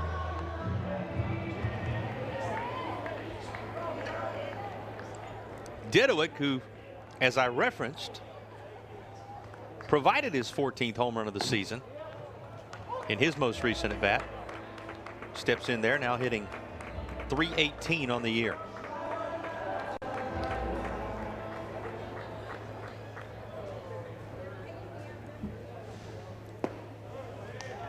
Clenches his wrist just a bit. Sees the count even at 1-1.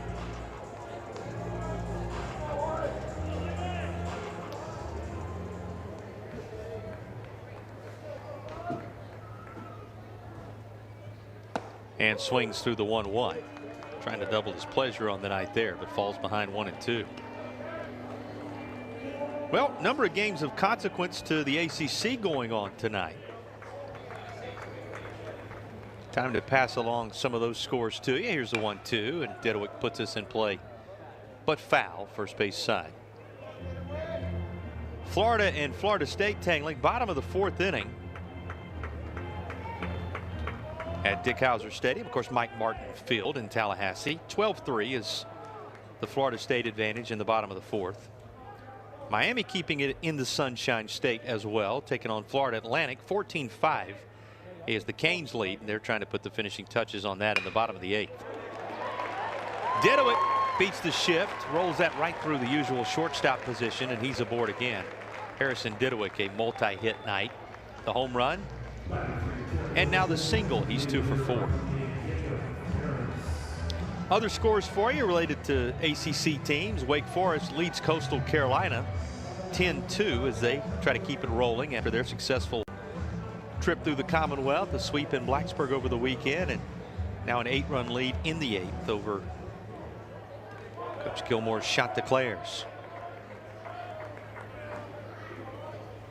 Remember, Coastal Carolina got the better of Wake when they were spiraling a bit earlier in the year. Bid for one from Ferentz, but that's foul.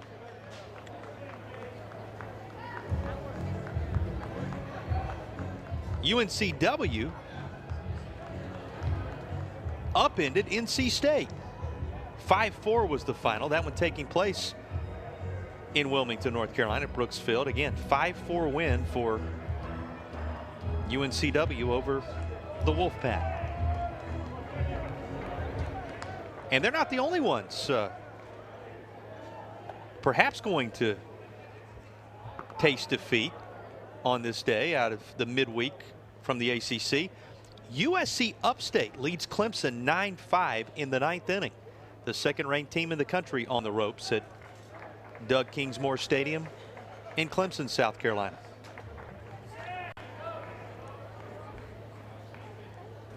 Here's the 0-1 to Jacob Ferentz. That is inside, making a ball and a strike.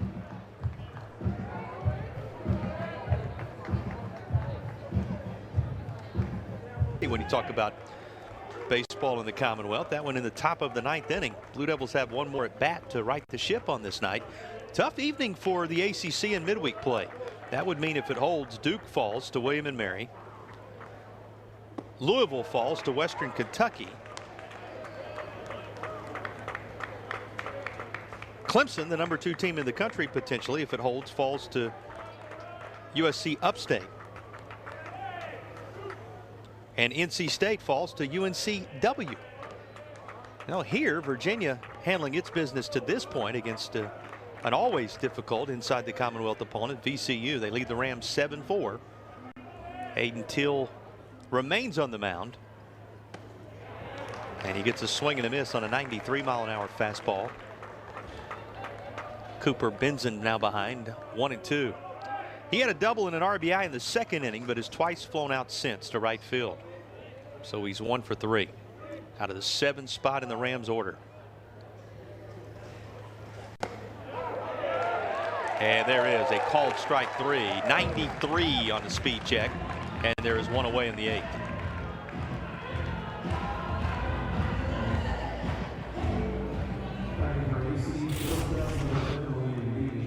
One more look at Aiden Till's delivery as he paints the black on the outer portion of the plate for his 2nd strikeout since coming on.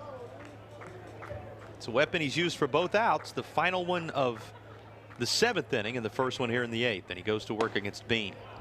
There's a called strike, nearly identical location. A couple of ACC teams going to be in action with their midweek games tomorrow. Liberty is at Virginia Tech at English Field. And Boston College hosting Dartmouth in a game tomorrow as well. You'll remember Virginia was supposed to play 2 midweek games this week, but the Towson game canceled due to some scheduling conflicts. So this will complete the midweek slate for Virginia here in the early stages of the month of April.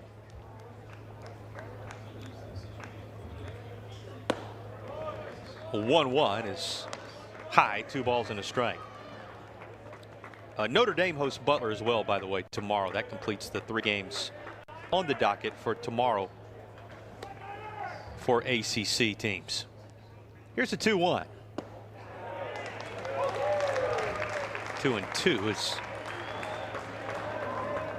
Hayden Till continues to hold steady right around 93 miles an hour. Bean 0 for 3. Grounded out, struck out, flown out.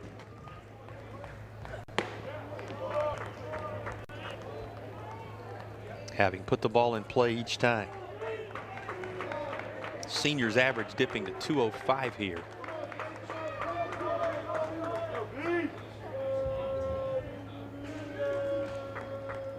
And here's Till's payoff pitch. High and tight. There's a walk. So after striking out a couple, he surrenders his first free pass of the night.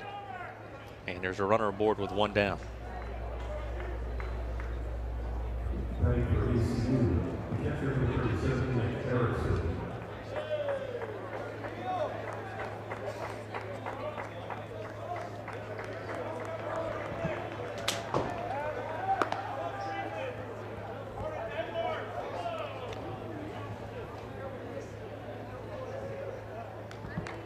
You're likely wondering how the weekend shakes out in the ACC. That's something we can pass along for you as we roll deeper into the evening here. Of course, for Virginia, after this single midweek contest which completes the home slate, they're headed to Louisville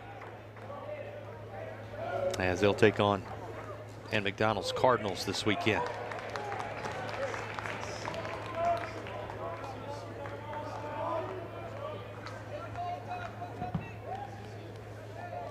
One-one to count with one down and a runner aboard. 3-run ball game as Till works to Erickson.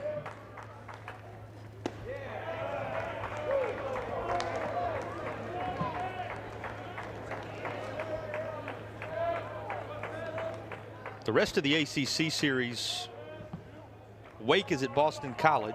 Notre Dame visits Chapel Hill. Duke is at Pitt. This is hit well into left field, chasing it to the corner, and there's the value of Didowick with those long strides, who was in center field earlier. As he reaches this just in time, that required a solid jump and a true pace, and Didowick is there to make the play for out number 2. Take a look at his initial reaction, and he goes all the way into the corner at 332 to make the play.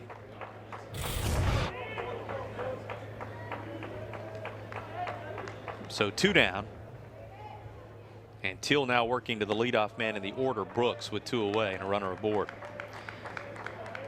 But one more time, Wake is at Boston College. Notre Dame is at North Carolina. Duke is at Pitt this weekend.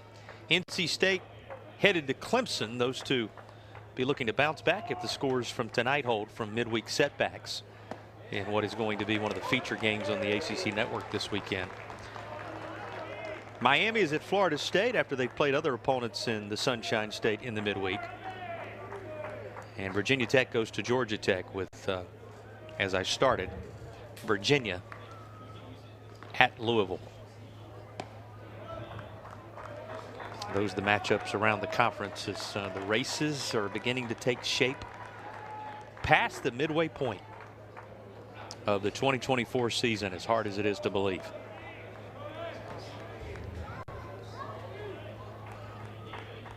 Two-1 to Ethan Brooks. Hayden Till trying to work on through the 8th inning. You can make it 2-2. 92 that time as he got the foul off.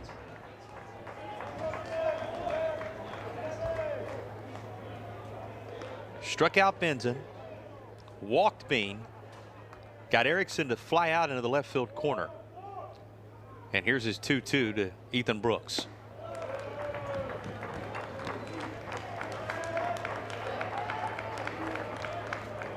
Brooks, like everybody else in the top 5 spots in the VCU order, has a hit tonight. His came in the 5th inning. He also drew a walk in the 7th, so he's reached each of his last 2 trips. 3-2, grounded up the middle and through. On the move was Bean, and he's going to go on around to third. Tying run will come to the plate with them on the corners. For native, went to Florence Darlington Tech, won a couple of JUCO Region 10 championships at Florence Darlington Tech. in his career prior to arriving in Richmond. VCU's right fielder grounds the first pitch over toward the Rams dugout. It's 0-1.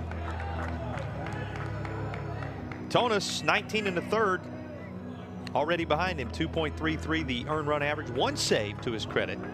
He struck out 17, walked 4 in those 19+ innings on the year. And they will appeal to third, say that he did hold up Anderson Folk in the left-handed batter's box.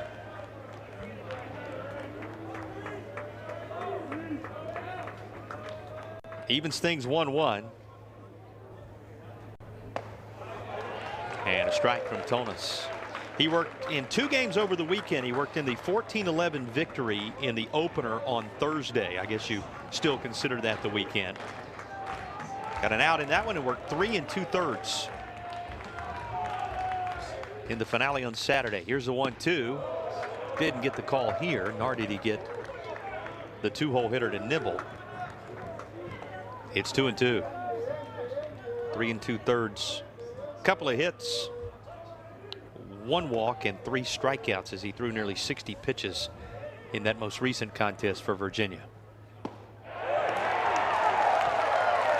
And he's dialed in here. Gets a called strike 3. Hanson Parada. You know the movement that took place in the field for Virginia an inning or so ago, and it certainly has adjusted the lineup. Parada, the biggest evidence of that, as the freshman is in the 9-hole. Ethan Anderson has been in there from the beginning, and he's officially 0 for 2, still looking for his first hit. Did draw a walk in the 4th inning, so has once been aboard.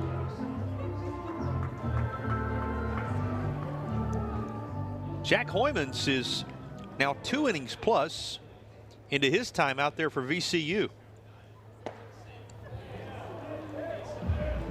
And what you thought momentarily might be a whole staff scenario for both teams has really seen a contrast.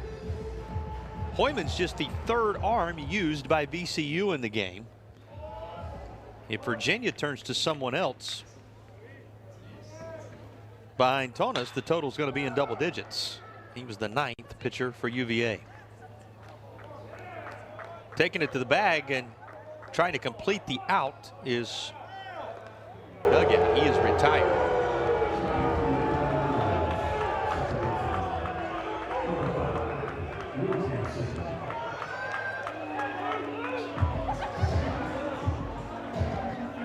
VCU carrying the play out to fruition, and McHugh recording the put out at first base. Anderson turned aside. Here's Hanson with 1 away. Well, the scenario in effect is Virginia looking for further insurance, bottom of the 8th. Hanson's base knock will help. Line's a 12th hit for Virginia in the ball game into the outfield, and Luke Hanson aboard with 1 away. That, by the way, is Hanson's first hit of the night. He was 0 for 3 with a couple of groundouts and a strikeout prior.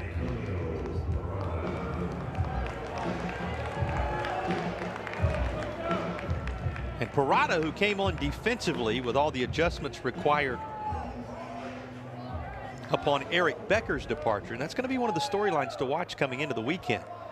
And Virginia already was shorthanded on the infield, and not shorthanded in that they don't have the pieces to fill the holes, but a man down with Godbout out, and Eric Becker now departing too. Here's a liner from Parada.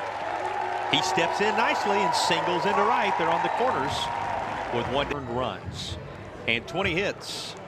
Whip at .90, and again 2.70 ERA for the 4th arm of the night for VCU. Deals with O'Farrell with him on the corners, and O'Farrell shows bunt. It'll be strike 1.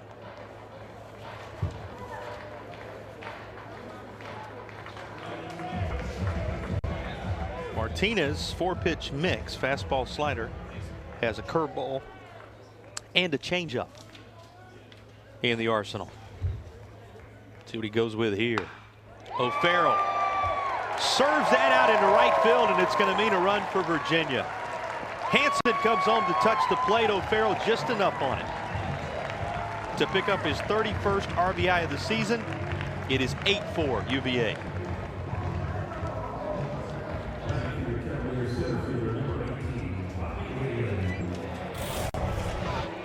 Now Griff O'Farrell, a third hit on the night. This one is first of the RBI variety, even though he scored a couple of runs already in the game. He's at first for Whalen, and he moved Parada, who had a single earlier in the inning, down to second base. First look for Whalen tonight at the plate. He came on as a defensive replacement in center field a couple of innings ago.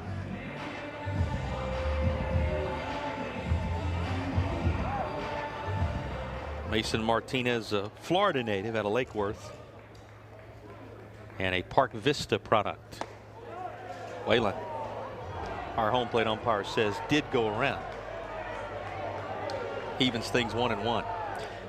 You're glancing ahead to the VCU ninth inning. Going to be 3-4-5. Ike, who homered to open the offensive portion of this game, all the scoring in the game back in the first inning, will lead it off, followed by Hill and Ian Uzi. So if you're Virginia, you want to maximize with that dangerous part of the VCU order waiting in the wings.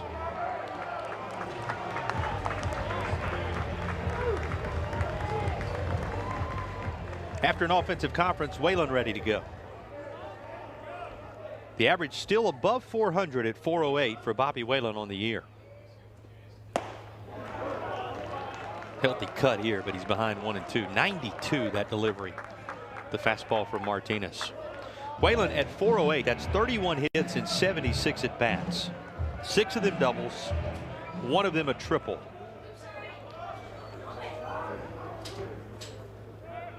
Runners on the move.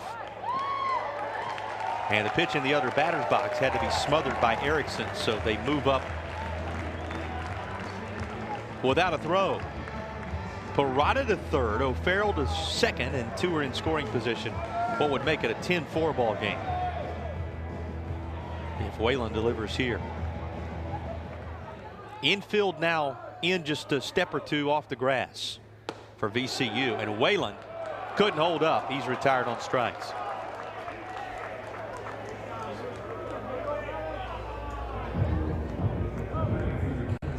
Well, it'll be the battle between Mason Martinez and Casey Sauke to determine whether Virginia holds an 8-4 lead into the ninth or something grander than that for UVA.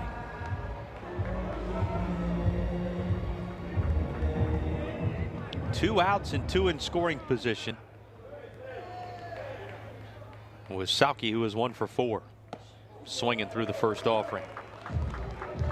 Change of pace, and it's 0-1. Sauke's hit came all the way back in the third. A single to the right side. Lays off a fastball down. 1-1.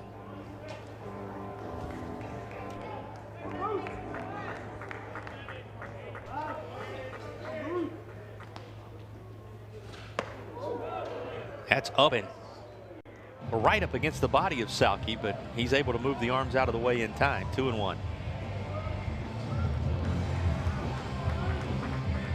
Ford out on deck. Virginia with 1 already in here in the 8th.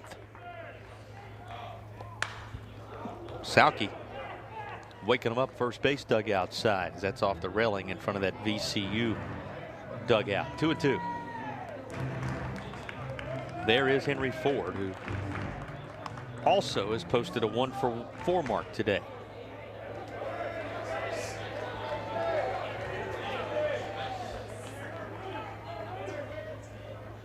$14 hits for Virginia in the game. Here's a 2-2. They have doubled up VCU in that category.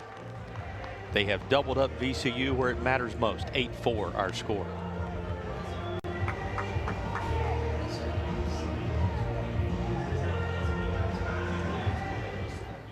3 in the first, 3 in the fifth on the Didowick 3-run homer. 1 in the sixth, 1 in the eighth here.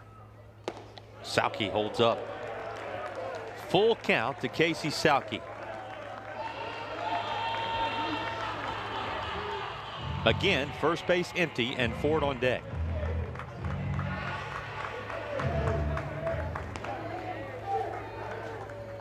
With 2 down in the bottom of the eighth.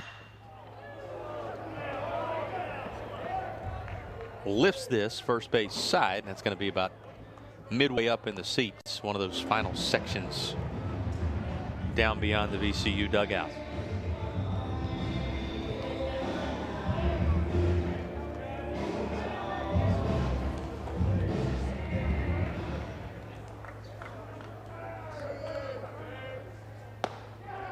Sauke tried to hold up. They will appeal to first, where the indicator is he did not go around. So the bases are loaded with 2 away, and a bat is safe for Ford.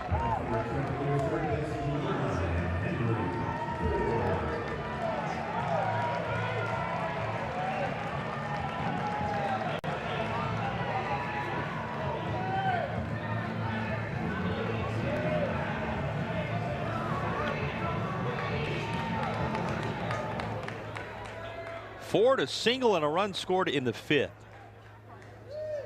He's flown out the other 3 times, and he will pop this on the infield. Shortstop calling everybody off. The play is made, and the inning is over. Season. He becomes the 10th Virginia pitcher of this Tuesday evening, and his first pitch to the guy who started it all offensively.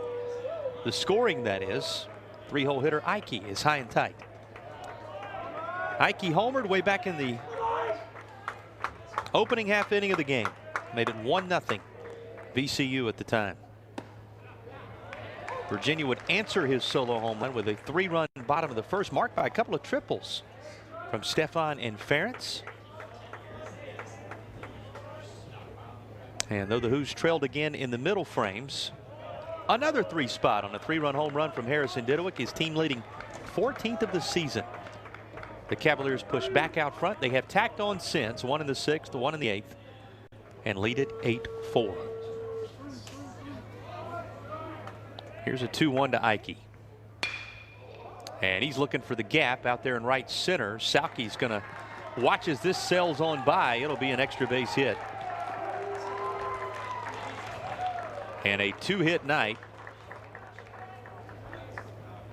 for Brandon Ike. Well, thanks to the extra run of insurance for Virginia in the bottom of the eighth, much work to be done just to get the tying run to the plate this time around. Something VCU had done more than once in recent frames. It's got to start somewhere for the Rams, and that's the start the crew out of Richmond needed. 73rd meeting all time. Virginia trying to snatch it against the crew, as we told you. Outstanding sports information director here at Virginia, Scott Fitzgerald, reminded us, the crew that travels 73 miles when they make the trip over from the capital of the Commonwealth.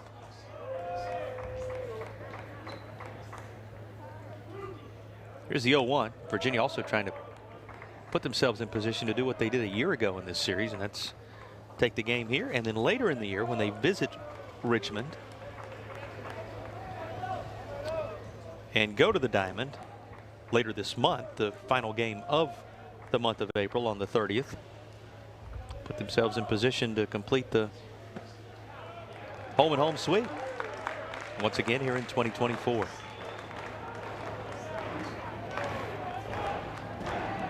Whose team that reeled off 38 consecutive non-conference regular season wins after a VCU loss back in 2022 until the lone setback of that variety this year against UMass.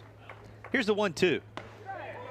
Called strike 3. Takes care of Aiden Hill, and there's the first of the 3 outs needed for Virginia to make this a 26th win on the season.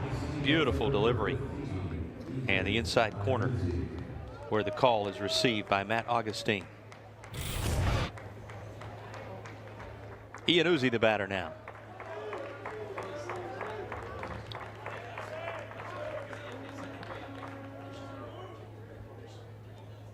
First pitch, a strike at the letters.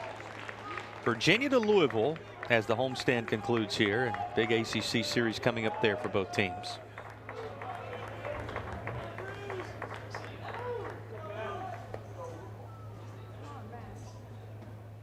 And this VCU squad that just swept Davidson in A10 play travels to the Empire State. St. Bonaventure up next. Then they'll face Liberty in the midweek and return to the Diamond for not only that Liberty game, but another conference series against Dayton. That's what's on the immediate horizon. Then they stay in the Commonwealth for a while. Norfolk at Old Dominion, and then Fairfax at George Mason before Virginia comes to the Diamond to close out the month.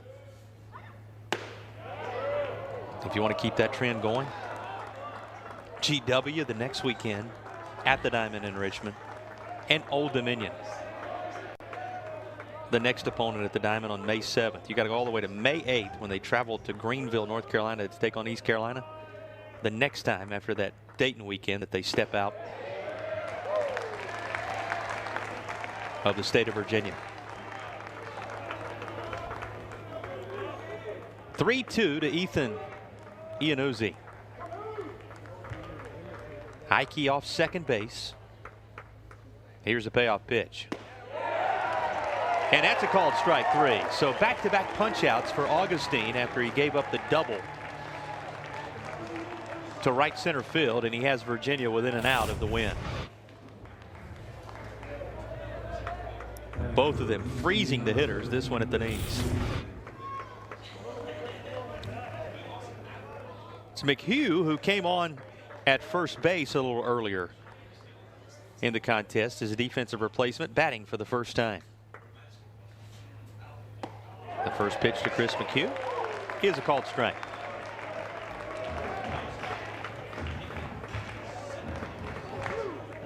Virginia team that went 4 games without a homer, but hit 5 of them in the opener against North Carolina. Kept on cruising with that weapon.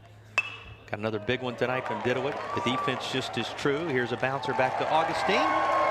And the offensive surge for UVA in the first inning and across the middle frame, resulting in an 8-4 victory.